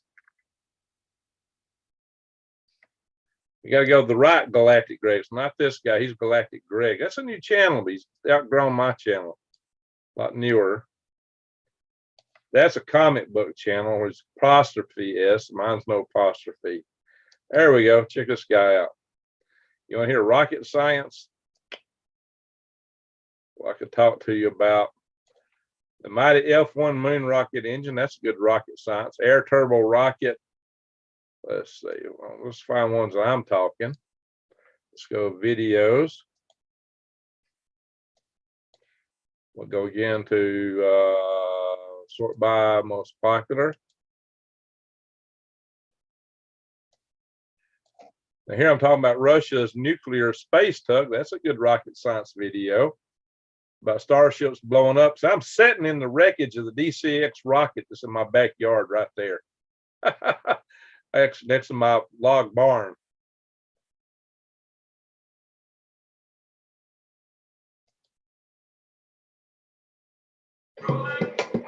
Still shooting. See, that's aggravating. This channel's not even monetized and they're running videos on it. And I get nothing for them. That aggravates me. Go to ourgrid.io and get all the footage you need. Hello, I'm Greg Allison with Galactic Greg's, coming to you from the F1 engine at the very front of the Marshall Space Flight Center. This rocket engine, the F1, is the mightiest, most powerful liquid-fueled single nozzle engine ever developed by mankind. And today, 50 years ago, July the 15th is today, 50 years ago, it was sitting on the pad at the Kennedy Space Flight Center. 5 of these, not this one specifically, but 5 of these engines were on the first stage, the S1C stage of the Saturn V launch vehicle. And they were prepared the next day, the 16th of July, to launch the Saturn V on the Apollo 11 mission to the moon, carrying Aldrin, carrying Armstrong and Collins to the moon, our first ever lunar mission, landing mission. So this engine produced 1.5 million pounds of thrust per engine. 5 of them together, and this is a huge engine, this produced 7.5 million pounds of thrust. That was just enough to get the Saturn V off the pad and slowly accelerating up, at least initially. And then it, of course, accelerated quite nicely. Now, I want to give a quick disclaimer. I am a contractor here at Marshall Space Flight Center, not an employee of NASA. And I also do not speak for the company I contract to, nor for NASA. I speak solely for Greg Allison of Galactic Greg's channel here. All that said now, so let's talk a little bit about this engine.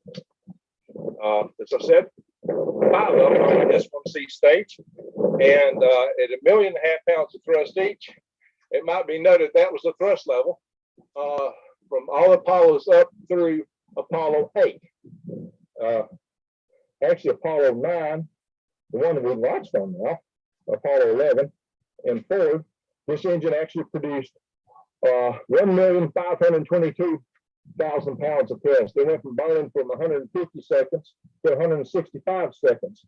That enabled this rocket and other performance gains on the Saturn V vehicle, enabled them eventually to take the lunar rover to the moon. That's the payload. The lunar rover was also developed here at the Marshall Space Flight Center. Now, before I go further into performance of this engine, one other thing I'd like to add is promotional for the Huntsville, Alabama Air Force Society. We have a panel on the lunar landing, new engineers, young guys who are developing our landers to get us back on the moon, future-looking organization.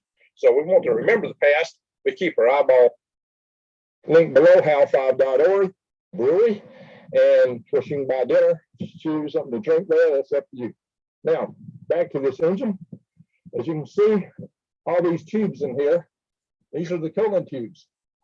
It was the fuel that was used, the RP1 fuel, to cool this engine. Hey, Nate, my friend Tim Pickens built a rocket-powered truck. I fired that motor myself. Because this engine got mighty hot with all that combustion going on. It's a gas generator cycle engine. So it's got a huge turbine up here, a single turbine fed both the oxidizer and fuel pumps. And that turbine, as a gas generator, had a pre-burner. The pre-burner turned the turbine, and then that turned the pumps. So on the pump heads up here on one side, and there's one on the other side. And this thing actually, the turbine itself rotated at 5,500 RPM up over here. Turbine in the middle, gas generator system.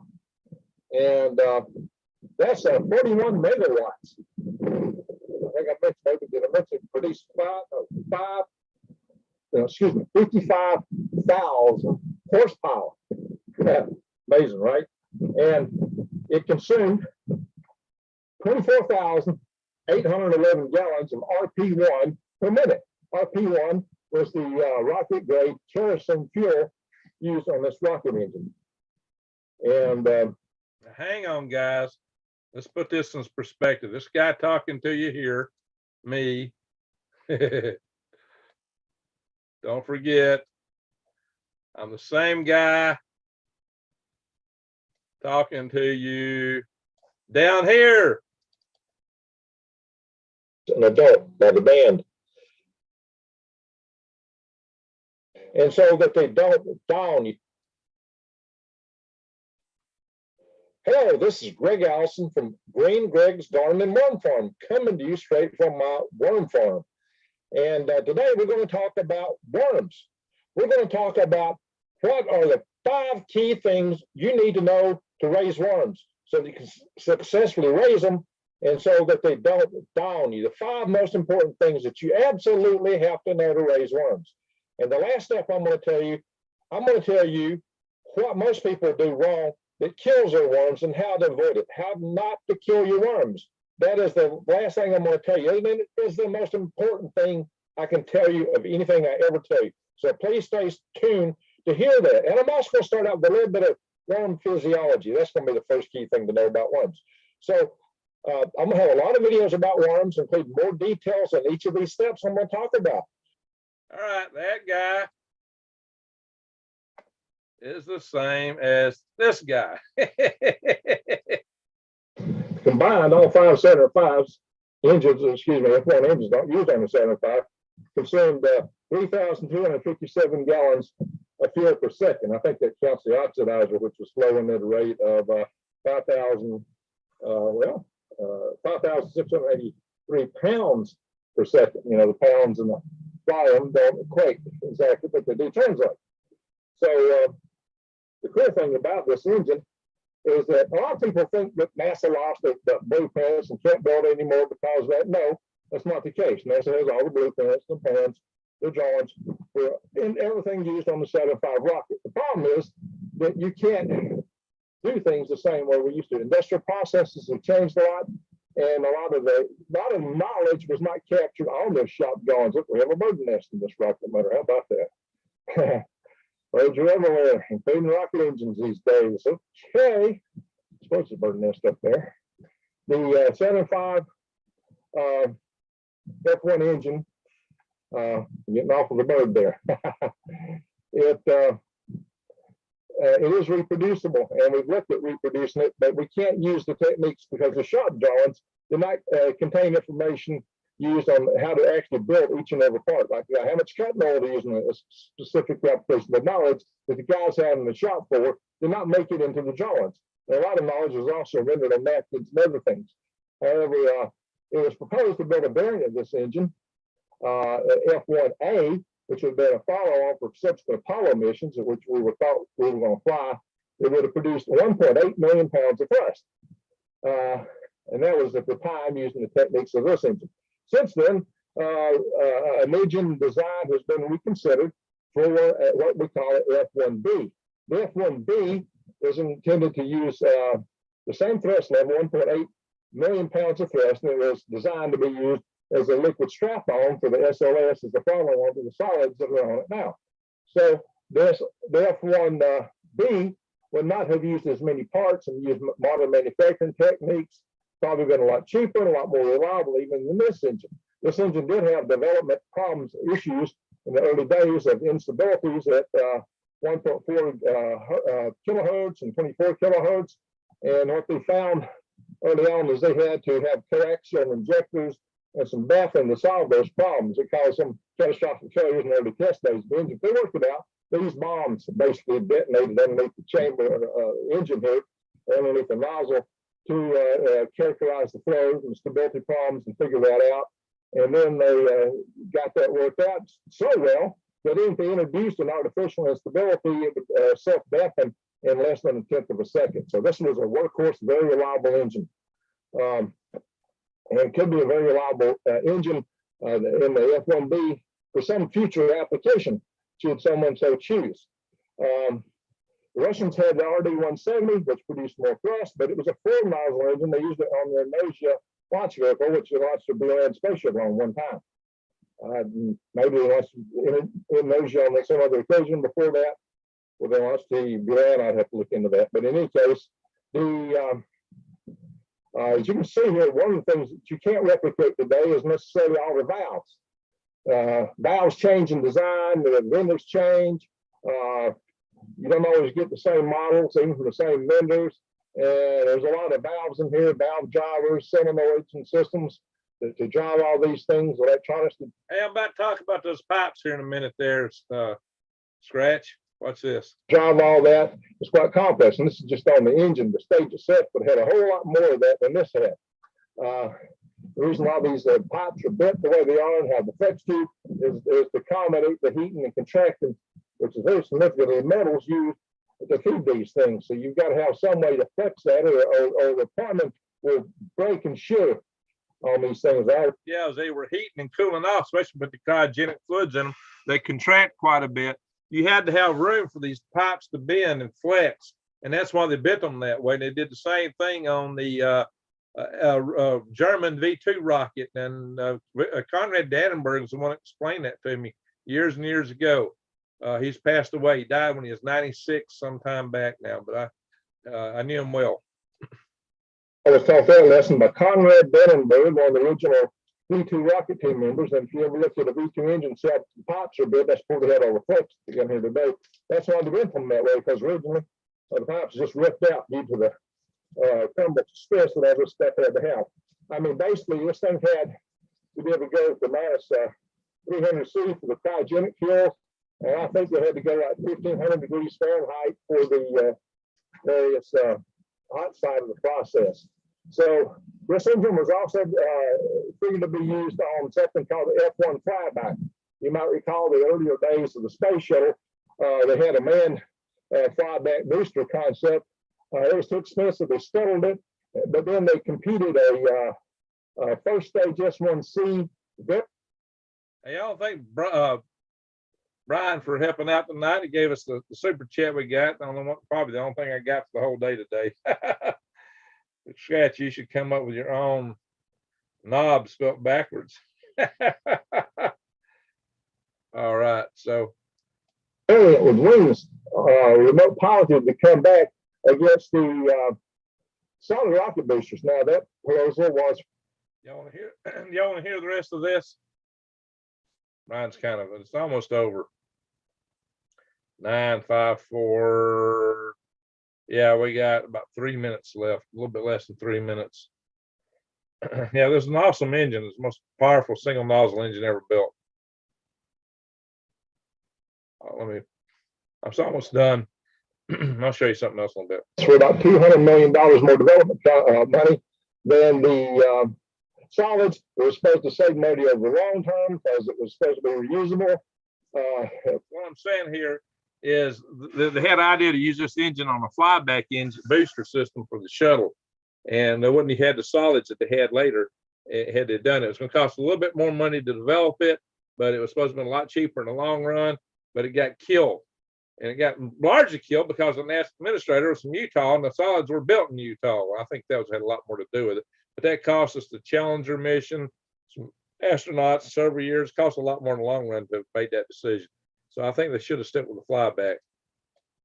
at least to a large degree, bring the fuel tank back. I don't know what degree, if they had some plans to be able to reuse this thing, because this was before we really was going through usable engines. I've said power and some components have been refurbished.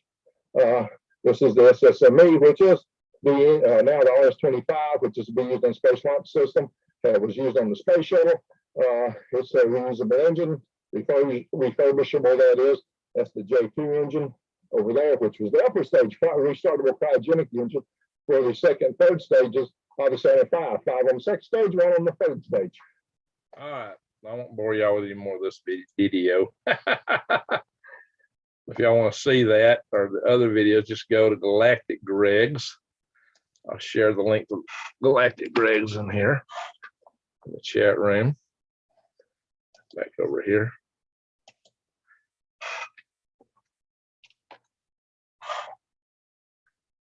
All right.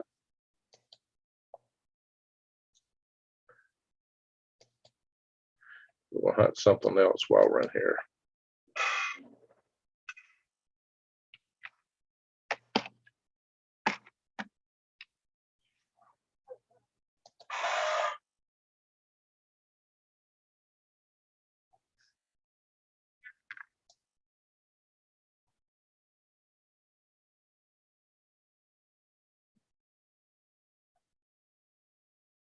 Wow, what that is got to do with this. Here's my rocket that I've built.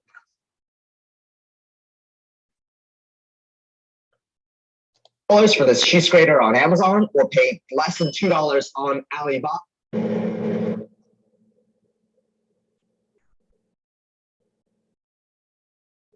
All right, you see this little black area right here? Hang on. I'm gonna stop the share. Hey, hello. That little black area, I'm gonna show it to you guys. I'm gonna show what that is. And that little short black area is this motor. That's the fuel grain for that rocket. This was the test motor, actually.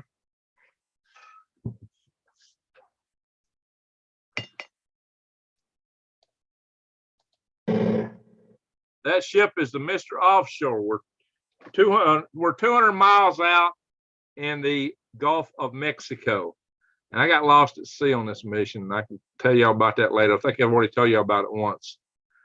And that's either Mike Smith, but I think that's actually Glenn May.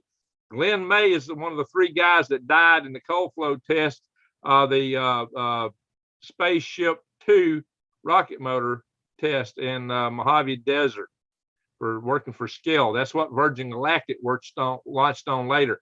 The Virgin Galactic rocket motors that launched Branson to space were based on this system right here. This was the ancestor, the daddy of their motors. And I was the program manager and president of this project and president of the company Hart that launched it. We had a liftoff.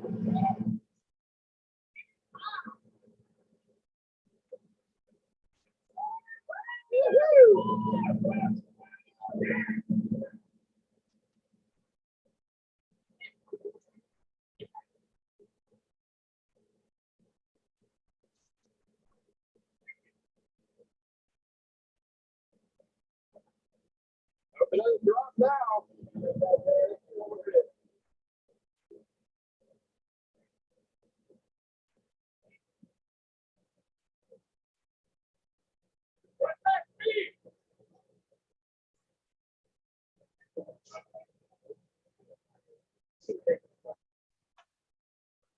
All right, there's another video. Hey, I like this guy. He's one of my favorite. This guy's a nut. He's got a huge channel. He's always in panic mode. People call me a fearmonger. This guy's a fearmonger, except when he's promoting Bitcoin. Oh my goodness. So let's go back here. We're going to show you the launch of this thing from altitude. Ding, ding, ding, ding, ding.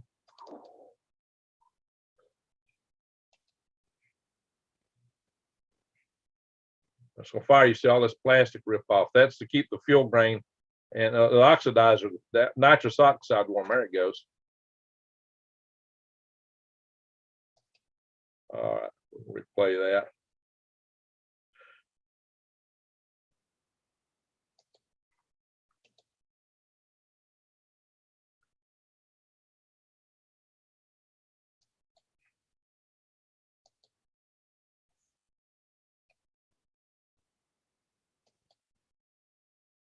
There you go, guys.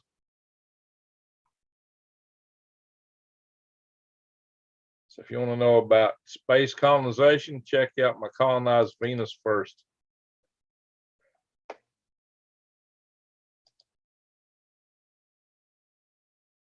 Elon Musk turned that spaceship around and settled Venus first.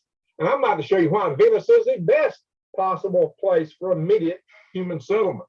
And in fact, over time, you can imagine actually something like 333 billion people living in total richness and prosperity on Venus. Yes, for several 100 million years before the sun takes it out. And I've got a habitat concept I'm going to show you that can easily hold 16,000 people per habitat. Greg, you ought to be crazy. You've lost your mind. Venus is hell. Oh, but look at it. Yes, there it is. I do tell. And the Russians who went there and with their Venera 13, yes, they discovered it was hot and absolutely obscene. At 872 degrees Fahrenheit, or 467 C, it's twice as hot as Saturn hour, can't you see? And the pressure, oh my God. Hey, we got a rhyme when I'm talking science, guys. That's that little Odinic spirit to me, you know, what can I say? So far I haven't burnt any parts. Okay, New Days. So yeah, check this stuff out. They use Inconel and F1 exhaust, yeah, scratch. It's amazing stuff, guys. Amazing stuff. Too far, says driver. I can't afford that stuff.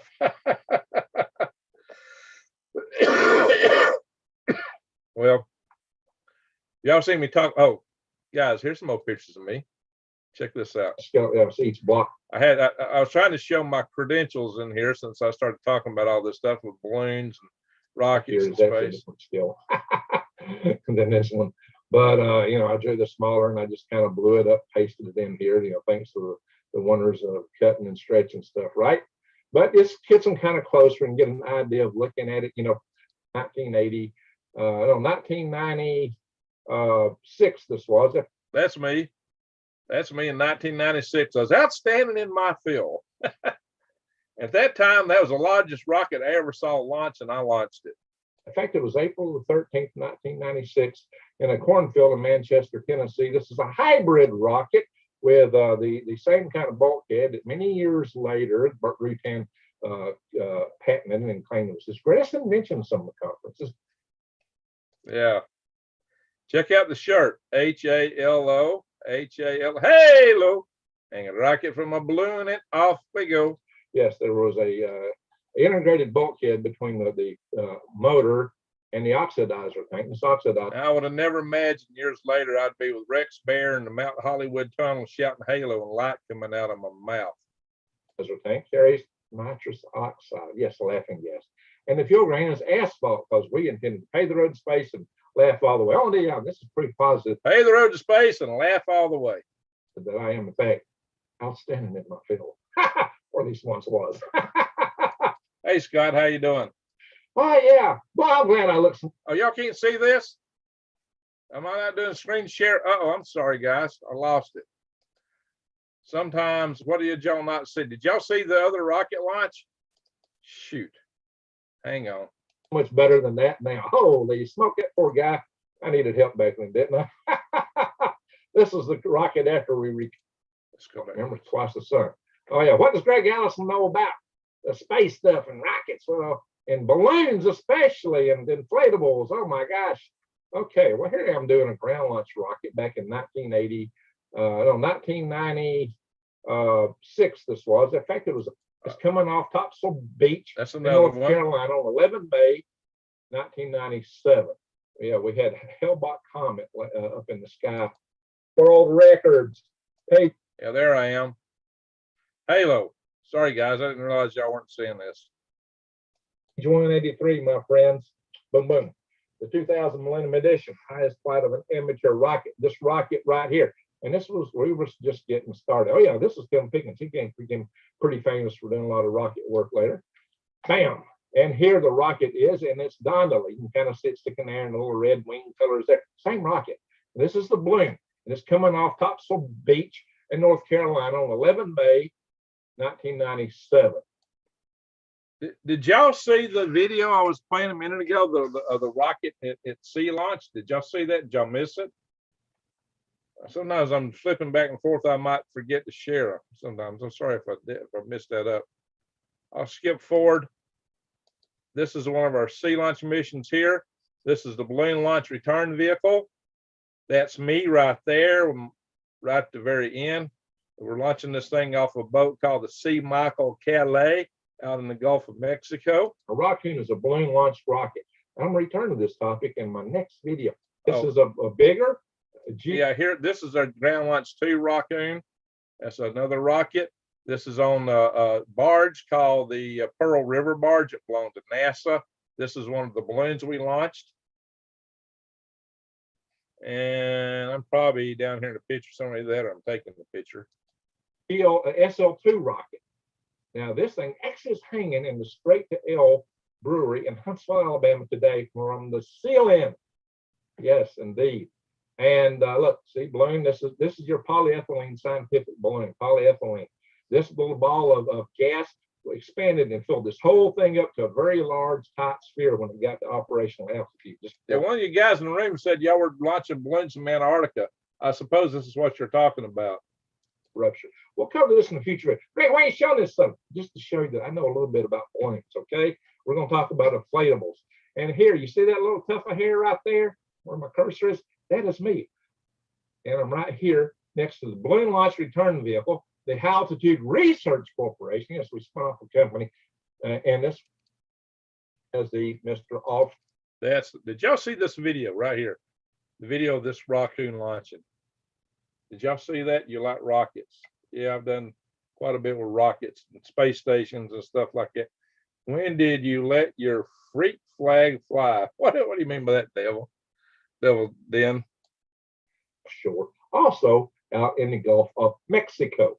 Yeah, and we also did a balloon for Martian airboat. Oh, couldn't see the launch. Okay.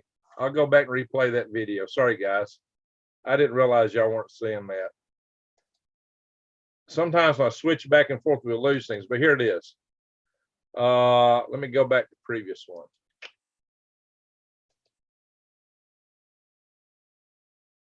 No, that's not what I want. Oh, I see what went wrong here. Part. We'll go this one. I thought y'all were seeing this.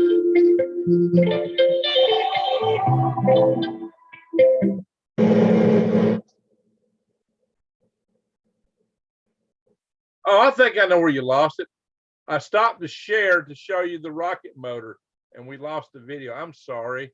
Now I realize why you didn't see it. This is the boat, the Mr. Offshore, 200 miles out in the Gulf of Mexico. This rocket motor I keep beside my desk, it's this size right here. And the rest, and up through here is the oxidizer. That's what I'm not. The oxidizer tank is covered with insulated foam here, and it's got a greenhouse built around it to keep it warm, to keep it at pressure. So it keeps. We wanted 700 psi, 750 psi to push the flame. It's a pressure-fed system. This is the payload in the electronics area of the rocket. The electronics and a roll control systems in here, and the payload's actually up here. I had them turn the exhaust ducts and duct them down so that we wouldn't get any little pieces of fuel, diesel, and burnt coming out and hitting our balloon. That guy who cut that loose is Glenn May. He's the guy who died in the Mojave Desert for the Spaceship 2 cold flow test. My guys went on to help space shoot, I'm getting blank here. Burt Rutan's company, Scale Composites, built Spaceship 1 and Spaceship 2. And the motor was based on this. Now, Space Delve contracted to build the motor, but I did compete with them. I could have had that contract, but I didn't like Burt's terms.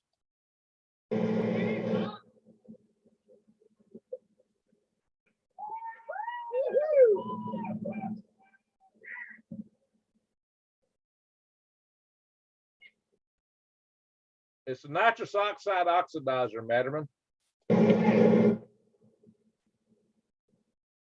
Not Brian. Hey, Brian, really appreciate it. Thank you so much for the super chat. Yeah, hey, you helped a lot. Thank you, sir.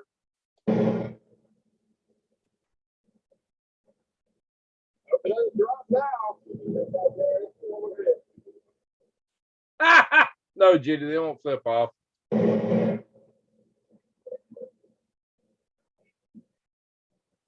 Oh, I love fireworks, Devils In. I used to shoot them like crazy. Smoke a cigar and be lighting them left and right. Oh my God. I'd have rockets going up all around me. I used to do that. Heck yeah. I also love the artillery show ones. Worms, that is. Wormcast is Worm T. With the first thing you know, Greg's a millionaire. He's gonna fuck said, big move away from there.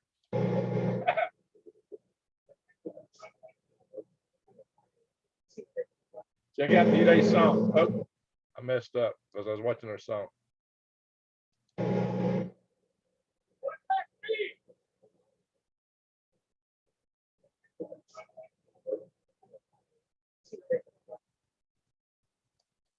All right, I wanted to go back and show you the other video that I played that y'all didn't see at all. I think y'all saw the first part of that one. I stopped to share to show the rocket motor, and I started playing the video and forgot to reshare it. That was my bad. Sorry, guys. Here it is at altitude. This is that gondola you saw it in. It's got the greenhouse plastic around it, keep the oxidizer tank warm. We had a problem, actually. We had a separation between the oxidizer tank and the fuel grain this occasion. Something we was worried about, and it did hurt Carter. That's the balloon. You see there, it's fully inflated now. It's a circle instead of a long train of plastic because it's 80,000 feet up, basically, in this case. Some of them we launched over 100,000 feet. There it is. When that plastic blew off, that's when the motor lit. There's the rocket right there.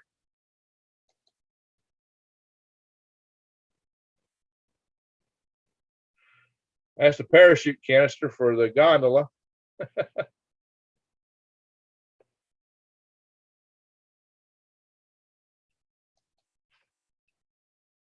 We had a video overlay board sending data down that way. So we had data streaming down 2 different ways. All right, guys. That gives you some of the ideas of some of the crazy stuff I used to do. Before I started really adventurous stuff like worm farming.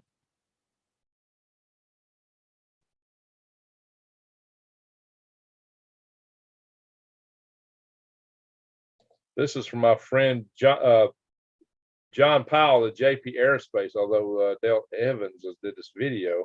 That concept belongs to John Powell. He's a friend of mine. He is also a rocketeer. But I flew higher than he ever did. Worm farming. All right, we'll stop the share. I don't think I got anything else to show in that regard. Hey, hello. This is from my friend John. Oops, I got a John Powell. Jack, mute that out. All right, it's been quite a while here. We've gone pretty late tonight. Maybe we should break at least. And microgreens, yeah, I grow microgreens. I grow worms. I'm trying to build a mushroom house.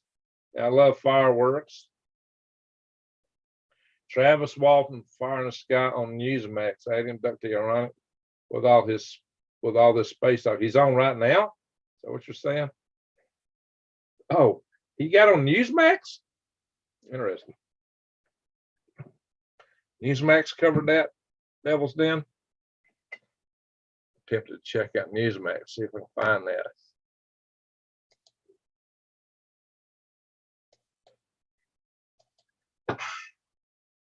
We need another lawn chair Larry guy to give us a thrill. Yeah, we had some of those kind of rockets too.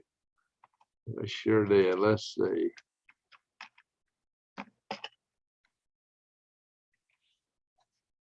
Newsmax. I'm gonna try to see if I can find that. Trump McDonald's folding all the cards, lacks the guts to play them. Uh-oh.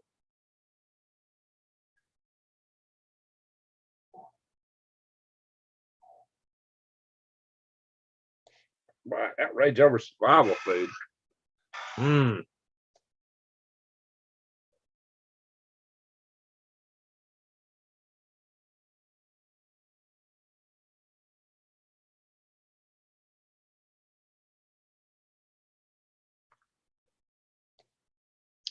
If I can search on there, there's a search thing. Devil's Glen, glad you're regular amazing individual. Yes, Travis was on with Rob Schmidt. When was that? I was wondering if I can find it on Newsmax. I'm kind of looking at Newsmax channel right now.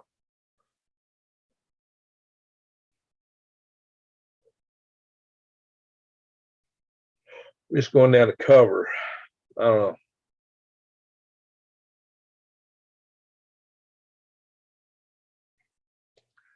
Yeah, rockets can get you in trouble too. You're right, Granny. I'd volunteer for a charter pilot. Rockets are dangerous, guys. You gotta remember that. They're dangerous. Lordy, lordy.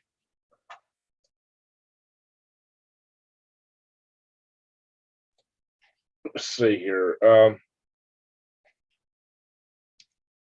I let this run out.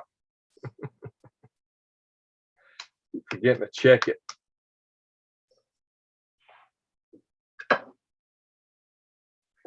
Well, guys, it's reaching toward 2 o'clock in the morning. I got to run out and turn off the Aquamarines trailer. I got to get in bed. I got to get up early. So I don't need to be running too much longer here, guys. Hey, New Days just got in. You just get in the room again? You know, you were in here earlier.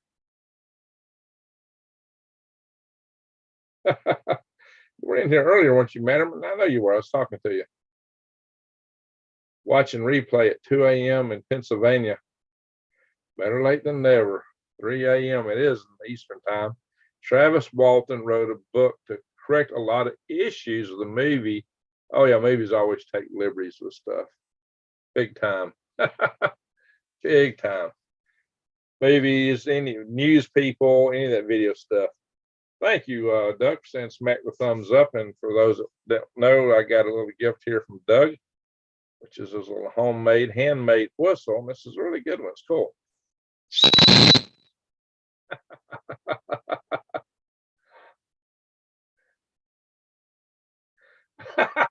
Matterman. Sometimes hanging with stupid people is fun and educational. Yeah, as long as you don't let them have the controls and get you off. Those balloons look exactly like the ones I saw at the South Pole station. Exactly. That's what I was talking about, Gary. That's what I was wanting to show you. Because Gary brought that up. Gary brought that up. So I was determined I was going to go and show those balloons. That's exactly the polyethylene balloons. Yeah, they start out as long, slender tubes with a little gas at the top, but when they get at altitude, because the air is so much less dense, they fill out the whole volume of the balloon. Everyone's dog jumps. Oops. Sorry about that. I guess my whistle does that, huh? Maybe he's wanting to sensationalize everything. I'm gonna tell you what, those experiences are sensational enough. You don't need no gas to make them go. Yeah, you don't need to juice them up. That's some rough experiences. Sensational enough. Travis Walton is in the area. Oh, he's out there in Northeast Arizona. Yeah, I'm gonna have to talk with him. I'm in Sonimax, so here I am still, says Judy. Sorry about that, Judy. I'm usually up to 3 or 4 in the morning. Not because I'm an assignment. I'm usually working on stuff. I don't sleep very often either. Yeah, we all got something in common there, don't we? Scratch or China. Yeah, I've been banging on China a lot. Yeah, for those that don't know, I was trying to get a video. One reason we're so late tonight is I tried to do a video on this potential war between Russia and the United States, apparently, maybe. And, you know, vis-a-vis the invasion of Ukraine. And Zoom kept crashing it, time and timing. And I'd start in recording, be going along, and it would poof. It crashed it 5 times. I was livid, but I finally got it recorded. But by then it's too late to upload it. It would tank. So I'm gonna try to upload tomorrow, and hopefully, I need to upload in the morning. Give time for YouTube to go through there. Oh, we can't monetize this to finally maybe filing for appeal, and they go, okay. Hopefully they'll do that. Yeah, they've been getting me. Yep, Greg Snowflake. He's in Snowflake. Really? Travis Walton is in Snowflake? Oh my gosh. I'm gonna have to meet him. Have you met him? Have you met him, Jesse? Jesse, when I get out there to Snowflake, we're all gonna have to meet up. We'll have to have a little rendezvous out there. I should be getting some money here in a few weeks, and eventually I'll go out there and put a well in. I got to make an appointment for that. I'm not sure winter's a good time to be putting a well in the first place. But I will be going out to Snowflake. I got my place there. So, yeah, I'd like to meet Travis. So do you know how to reach him? Do you know how to contact him, Jesse? When I was a kid, I tried to make a helicopter out of a lawnmower. It was education. You're lucky you lived through that one. That could have really did. Yes, nice white guy. Okay, cool. Yeah, I want to meet him. Yeah, I want to meet him. I could have some conversations with him. That would be a two-way conversation, guys. It wouldn't be a one-way conversation. Oh, yeah. I didn't show you all this. This was something else Brian gave me. He's done logged out. I have to show you this one. He's on it. First egg ever. Brian sent me that. Yeah. Answers the chicken and egg scenario.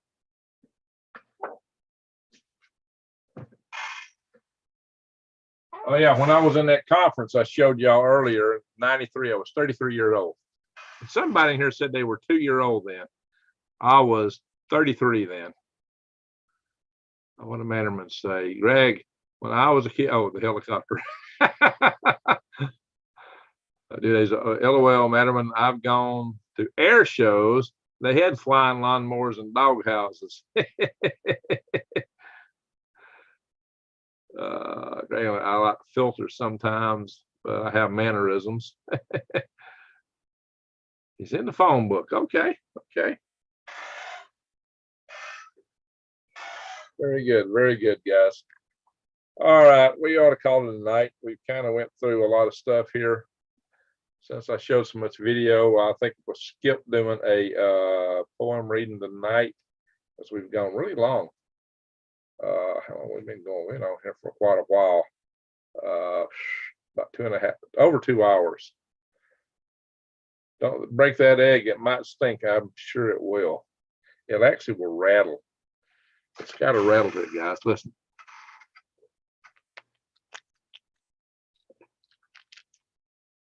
Yeah, scary, right? Every time I grab it, I go spritz my hand with alcohol. See?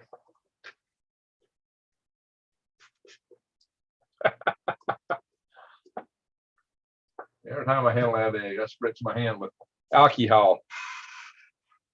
Yeah. All right. Prayer request. Judy, how you and your family? Anybody needing a prayer request there? We'll pray for Granny Lana and especially her granddaughter Kaylee. We'll pray for Randy Bly, the Blue Bottle Bunny Farm. You know, Susan of the Blue Bottle Bunny Farm made me this rocket Santa. See Santa on a rocket. Flying to the moon. Depending on which way I turn it, you get different light effects to the crystal ball. So let's see. Well, there are people who like 200-year-old eggs. Yeah, I think they treat those a little differently, so they don't really deteriorate. My sons are getting the rocketry merit badge from Boy Scouts. Built a 3-stage rocket, put a mouse in the capsule, supposedly went to 1,000 feet. The mouse survived. Wow. Very wet when he landed. Wow. Yeah, mouse had a trip. He's lucky. That's one lucky mouse. Howdy, Mr. Gregg. Good to see you. Ain't the only one awake at 2 in the morning. Yeah, I'm usually am. Very seldom I'm in bed yet. But I got to go out and shut down the microphone straight, guys. Any other prayer requests? Granny Lana, her and granddaughter Kaylee. Judy, we got anything from you? Audion Gordon. All right, so we saw that. I know several other people I usually pray for. Randy Bly. Right now I'm brain locked. I'm getting brain locked, guys. Yeah. I'm not seeing any responses here. What's going on? You go to my chat room here in this computer. Maybe there's a disconnect. Oh, that's funny. That's okay. What's going on here? There we go. There's some chat I wasn't seeing. We're good, says Judy. Greg, do you know Bud Hopkins? No. Hello. Oh, yeah, I saw that. Bud Hopkins, don't push your luck. Nothing like a year-old broken stinking egg. Yeah, I hear you. Old eggs are worse than stink bombs. They are. Yes, Chinese have those black eggs they bury for 100 years. Yeah, they get mineralized or something keeps them from rotting. When my daughter was 5th grade, her class had to make a rocket with kits. They work. That's cool. That's cool. All right, we should go into our prayer session real fast. A weapon of choice to store up old eggs and propel them at evil ones for day. Oh, okay. I'm gonna read a poem. I might reread this when our friends, Gorgeous Awesome, get back in here. That did it. That prompted it. A poem is coming now. Hang on. Halo, I'm going to share this screen. I was going to read this poem and read this one with it. I might do that next Wednesday, but for tonight, I'm going to do the stink bomb. This is based on a true story. I just changed the names to protect the innocent. The guy I called Jack Snell, his real name was Parker. Great was, then we had a teacher called Lambert. And Lambert was a really woke type individual, very liberal, and because of that we got away with murder. And only on top of that, we had this class in the 3rd floor of the Alphaville High School building. And at this particular period, there was no class on that floor except for ours, which is really odd. And the teacher twice a week was late, about 10 or 15 minutes late to class because he had a conflict because he also taught at the middle school. So we took great advantage of that. And we had all kind of mayhem in that class. And the teacher lost his patience with us more than once. And this is one of those occasions. The stink bomb. Great was a ruckus in Lambert's room. We raised a lot of Cain, but one day we feared our doom. We knew we were almost slain. In our class was a boy named Jack Snell who threw down the stairwell a jar of sludge with an awful smell. From his hands, the jar fell. Down the stairs, the jar dropped. And to our surprise, Lambert come in, for the door popped at the bottom. We knew we had a problem with size. Lambert entered the bottom of the stairs with disgust, for by his side it hit. The stink-filled jar shattered and bust. He went into a fit. We jumped our desk before he lay blame. High in rage, he tramped in. Of our guilt, no one would dare claim. We were thus saved from our sin. Thus we were saved from our sin. Ding, ding, ding, ding. This is in the ballad format. And with the format's every 2nd and 4th line rhyme, but I always get the 1st and 3rd lines rhyming too. So in short, I'll stop that share. In short, what happened was we had a jar of pond scum that we left, and pond scum stinks after no time flat. Well, this stuff was left in a locker for months, getting really good and rot. And I tempted this guy named Parker to pour it down the stairwell. I just wanted to pour it and, just stink up the stairwell. And this guy would always come in that stairwell. As he was coming in, that stairwell was a 3-story stairwell. And so Parker went over to the top of the stairs. He started pouring that. And just as we heard the door open below, we knew it was Lambert coming. The guy drops the jar, slips out of his hand. It goes, shh. I think it hit on the landing about the 2nd floor. And stuff splattered everywhere. The glass shattered, the liquid splattered. I know some of it went down the 1st floor, everything below. And it sounded, some of the kids that were in class on the 2nd floor said they thought somebody dropped an overhead projector because it was so loud when it hit, and with all the shattering glass, and the kids went running out down there to look and see what it was. And it went boom when it hit, and you hear all the glass shattering. we all ran back to classroom. We were scared we were going to be in big, deep trouble. And nobody came in that classroom. Lambert didn't come in there. Nobody for almost 30 minutes. Crickets. And those involved in it, we were all worried because there's some girls in there that really hated us because we were always pulling so many pranks. And we just knew they were going to tattle on us. We just knew we were going to be in trouble. And Lambert coming in the room, he had his book in his hand like this. He walks in there, he's big, long-legged guy, tall. He strides in that room. He takes that book, goes, boom, on top of his desk. He pointed, I want to know who's left this room and blah, blah, blah, blah, blah, blah. And every single person in that classroom just sat there and looked at him. I went,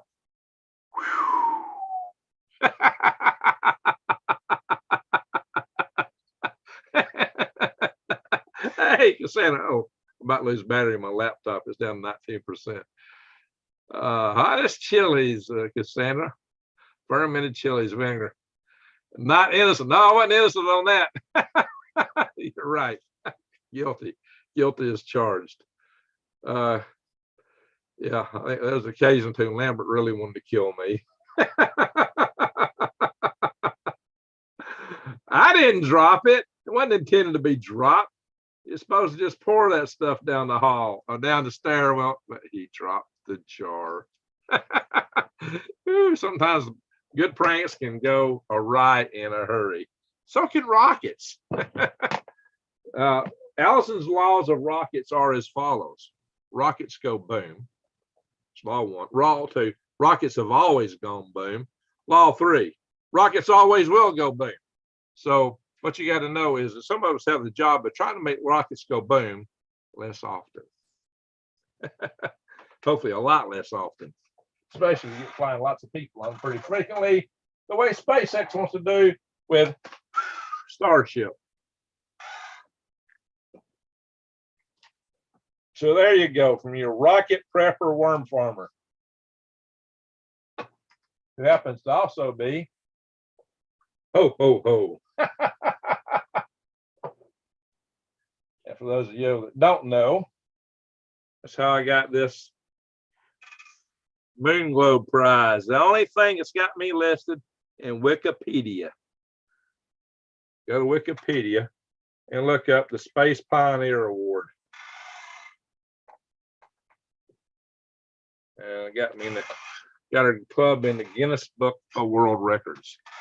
I don't know if you can see it, but that's the edge of the photograph of that rocket hanging up right there.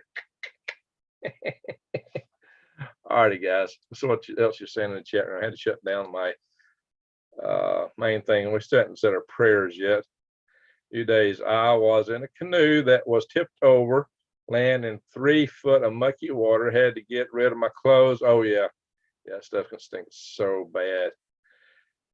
We think you're lucky stars. You're right, Granny. Allison's 4th law: run fast. That's a good one. That's a good one. It's Sandra. Pond scum is gross. I have cleaned a few ponds. Yeah, it is gross. It is gross, especially when you leave it in a jar like that for a long time. Shine said, worms in space. Poem. There we go. We're going to do worms in space. Oh, you want a poem on it? Did y'all see did y'all see Katie's poem, New Days Always, a little song? So go back up to, if I can find it, the chat notes up here. You need to keep all that together because I may have to sing that one night. Oh yeah, one other thing before we leave here. I'm going to start a new channel just for poetry. Just for poetry. Where is New Days? There it is. This is the song New Days wrote. Come and listen to my story about a man named Greg. Poor rocketeer, barely kept his family fed. Then one day he was shooting up balloons and down from the sky fell a wiggling brood. Worms, that is. Worm castings, worm tea. Well, the first thing you know, Greg's a millionaire. His kin folks said, Greg, move away from there. Said, Arizona is the place you ought to be. So he loaded up Betsy Blue and moved to Arizona. That's funny. I ain't a millionaire yet. Far from it. I'm scratching for money right now. I am, I overdrew my account, business account, and now I've kind of got a little bit back in it, but I'm struggling not to overdraw my personal account. I'm having to really watch pennies right now. Some got vehicles broke down, trying to get a mushroom house off the ground. Whew.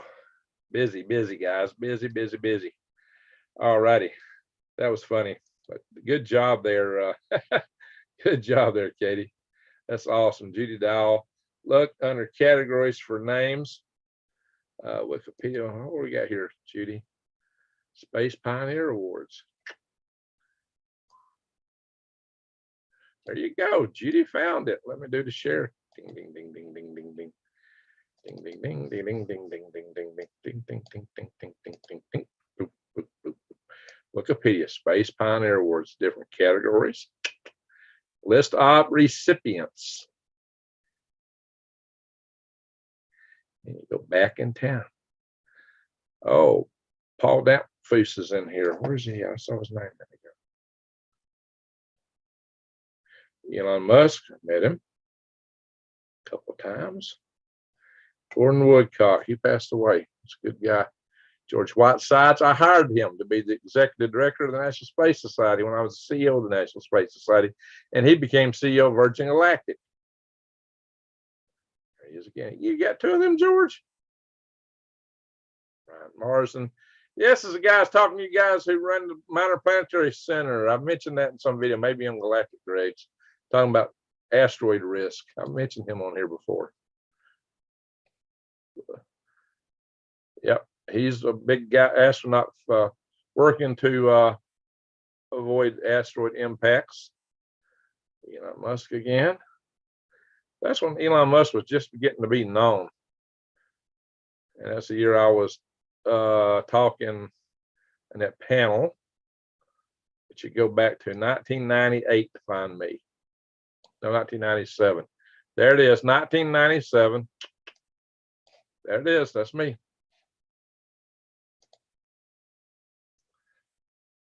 They gave 1, 2, 3, 4 of them out in 1997. Who else got it? Lori Garver, who became deputy administrator of NASA.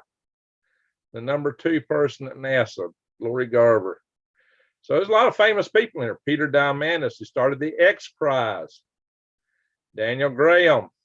What? That ain't him. That's a different Daniel Graham. They made the wrong link. I'm talking about a general here, not a sports player. Buddy Gary Barnhart. Uh-oh, what are you going? Let's see. So you got members of mission director of Near Earth Asteroid Rendezvous Mission. Congressman Paul Allen, y'all may know him. Michael Griffin. These are some of the guys. There's my old buddy Sherwood. So I don't have a page on Wikipedia, so I'm not in there. Al Globus, old buddy of mine. John Mankins wants to do power satellites. Hey, somebody asked me about Wave Rider. Bing, bing, bing, bing. Somebody said, have you ever heard of Wave Rider? Yes, is the answer. There you go, guys. Go back to some of the older. Challenger Center, Jake Garn, who's a senator. You got the first one, Craig. Oh, yeah, he's a big media guy for space. Representative George Brown. Byron Lachtenberg. Yeah, I met him for a few times. Space artist. Yeah, he died. Packard. Probably several of these people gone now. Now this is a guy who did a Star Wars promotion type. Wrote space. Oh, this guy got charged of being a spy for Israel. Scientist engineer. He actually headed up a project for the Defense Department, Clementine Project, which ran around the moon. Took a brilliant pebble and sent it around the moon, part of the Star Wars program, and then found evidence for water ice on the moon. One of the first pieces of evidence for that. So we thought he was a hero. And he turns up and said, I knew this guy. And he turns around getting arrested. He's probably still in jail today. Oh my gosh. There he is. Stuart Nazet. Yeah, okay. 13 years in prison. Wow. After serving time, well, he finally got out. Because it was scheduled for release November 2020 and was released. Okay. So he just got released a little over a year ago. What? FBI found no evidence that any classified material were actually released to anyone outside the U.S. government. Wow. Makes you wonder if he got railed. Maybe he was being his lawyers claimed entrapment. How about that? He may have been hornswoggled. Yeah, this guy was set up. Okay. He always seemed like a really nice guy. It's hard to believe that he was charged with espionage. How about that? So here's the rest of the story. I hadn't seen this before. Entrapment. No evidence that he had transferred anything. He spent 13 years in prison. Oh my gosh. That's what happens to you when you're revolutionary, guys. Wow. So he got vindicated. But he spent still 13 years in prison. One of our very top scientists and engineers in the United States of America, 13 years in prison. False charge. Wow. Dadgum. How about throwing water on you? That's awful. That is awful.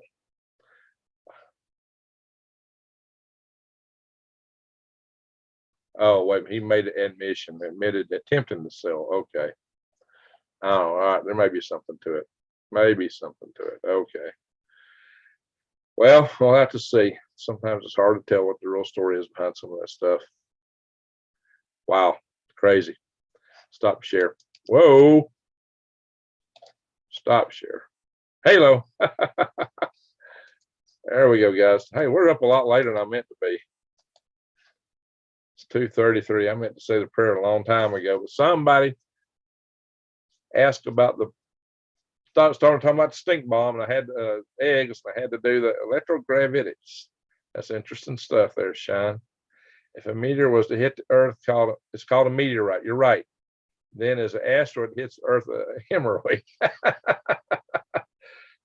That'd be an asteroid. Oh well.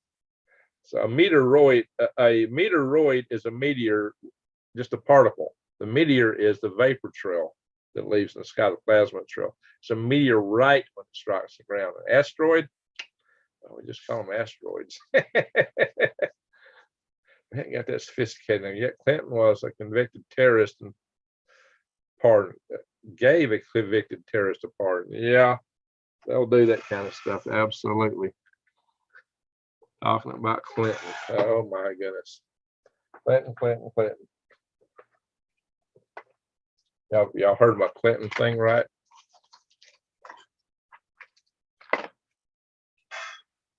I did not have sex with that woman. It was my cigar. My cigar did. My cigar had all the fun. Wasn't me. But I smoked that cigar. Man, that was one good cigar.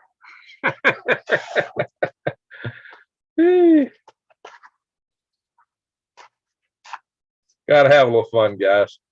Hey, I'm out here talking about gloom and doom and doomsday and nuclear war, World War III, and yet we cut up and have fun. We're family. You can't always be down and out. You got to find the positive things in life.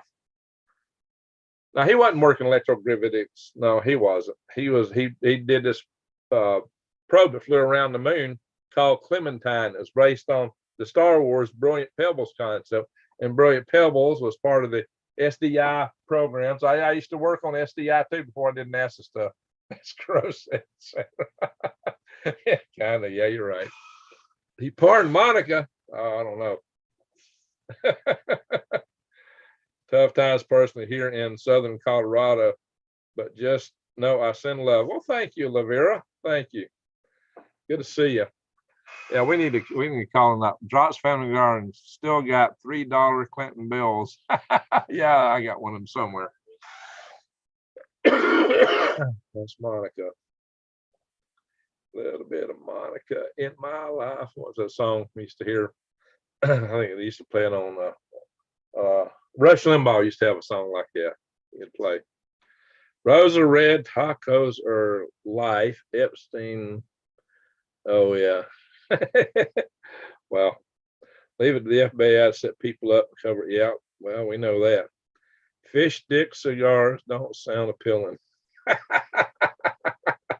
You got that right. Well, that's gross. You really took it home then. Ye rockets, worms, and micro. Hey, we got a super chat. Thank you, Lavera. Appreciate it. Thank you so much. That's awesome. Rockets, worms, micro grains, beard oil, and impressions. Well, I've entertained Devil's Den tonight. Now I still got to call Drops. Drops been wanting me to call him. I got to do that. Rocket Man, and where are they now? Where or who now? So Lavera, thank you so much. That really helps a lot. We put a lot of time on this video tonight, so that really helps. Appreciate that. Clinton was and is just nasty. You're right, Space Girl. He is nasty. Nasty. He sure is. He sure is. Can you guys give me a hand? I keep getting CCP trolling my channel. Uh-oh. Well, you know, when you're doing videos about them. Guys, if you hadn't checked it out, I meant to do that. Let's go down Common News real fast. I want you to see his channel. He did videos. I showed you the one I did. I meant to go straight to his. Santa's a gift. He's have to admit to something to take the heat off his family. Oh, okay. All right, so I didn't see this over there. I'm gonna have to do a share here in a second. We're going, oop. I gotta go to the YouTube channel. Wow, went straight to it from the Google News bar. Usually I don't work like that. All right, let's do a share. All right, guys, I want everybody to jump over here and join this channel. Subscribe here. Give them, bang the update notification bell and click all. So here it is, guys. There's our buddy Doug right there. Here he is. I've done a video with him on my channel, and we'll do some more. But I think that's part of it. Here he is. He's talking about they got caught. Yeah. This is kind of going beyond my video that I did. He's talking about some evidence he's got here, guys. Check it out. Go in here and check out Doug's channel here. Especially that video. You know, they were making out like they were a patriot movement. A white supremacist movement, supposed patriot and white supremacist does not go hand in hand. That's what they wanted to paint. But like he's right, it's a trap. That's what it was. So good job, Doug. Good job, man. Yeah, my video is not monetized, and everything I've posted since then I've had trouble with. So there we go. Except this video. Oh, yeah, we're up to 4. Let's go check out the analytics on this video. December 19th, 2018. Oh, wow. We're almost the anniversary of this video. It's got 44,526 views. This has been my most profitable video overall, but it makes less money per video than almost any of them. But it's just had so many views over 3 years, it's accumulated. This video is got over 4 times more views than any other video I've done. One of my videos got 100,000, got me monetized, but I didn't make any money on it because it's what got me there.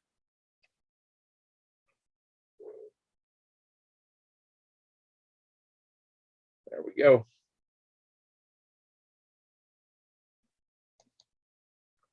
So my old sled beds, my old plywood beds, those are rotted out, and I rebuilt them. And I'm trying to put together a video eventually to show you how that's done. But it takes a lot of editing on that video. So it's still a project in progress.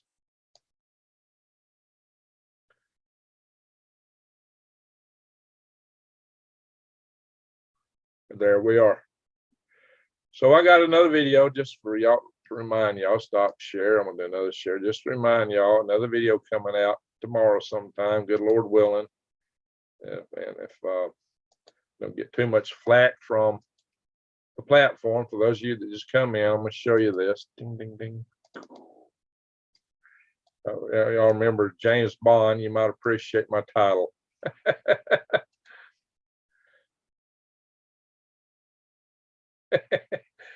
And look at Putin's eyes there. Holy smoke. Don't that look evil?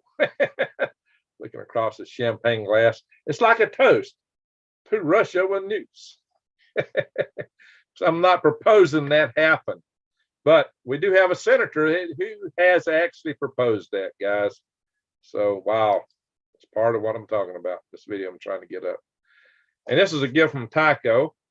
I was hoping he'd be in the chat room tonight so I could support what he gave me. We hadn't done our prayer session. Let's do it real fast, guys. We've been going long. Let me shut this down.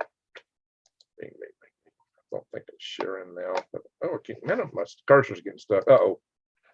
Guys, I may have a problem. This computer gets an issue every now and then. My cursor will totally hang up. I can't do jack diddle. And that's where I'm at right now. So I can't see the chat room. I'm stuck with this screen being open. There we go. I hit escape. It got away, but my cursor's still stuck in position. I can see my screen I'm on, but the cursor is not moving. So I can't see the chat stream. I was watching on a laptop, but battery ran out. All right. I'm going to have to kill this computer. I'm going to have to shut it off to regain control of my cursor. Totally reboot it. Hard switch. So let's do that. Let's say, which means it's going to take me a while to get this video monetized. Let's do a quick prayer session. Pray for Kaylee, and we'll pray for Randy Bly, Boo Bottle, Bunny Farm. We'll make it a quick prayer, guys.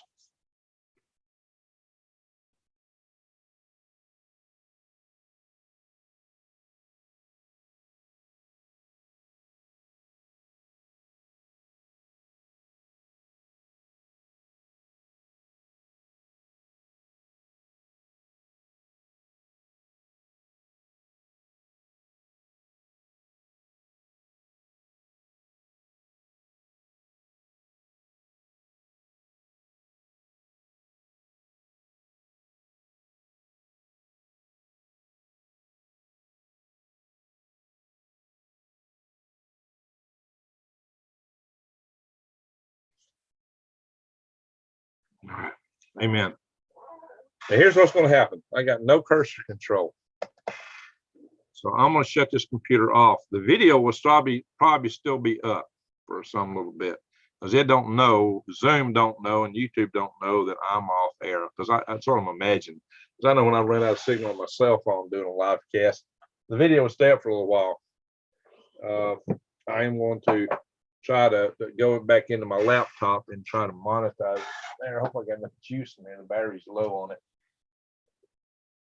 I'm trying to charge it back up. But maybe I find enough juice on it to get this video monetized. But I know they're going to stay limited. I'm going to have to pill it. God knows how long it'll take them to do that. But I don't think we've actually said anything on here that's problematic. I don't believe anything's been said in this video that's problematic, because we're going to try to watch what we're saying. But they'll just do that because I put out a video not that long ago that they probably didn't like so much. So anyway, that's part of the risk. But once you put out a video they don't like, you for 2 months, you suffer. You suffer. I don't like anything I do, but if you declare something for monetization and they kick back on it and you don't appeal it, you're in trouble. But if you appeal it and you get overruled, you're in worse trouble. So I got to turn my video, this thing back on. All right, guys, I probably should let y'all go, because you don't want to see all the mechanics of me just trying to work the video.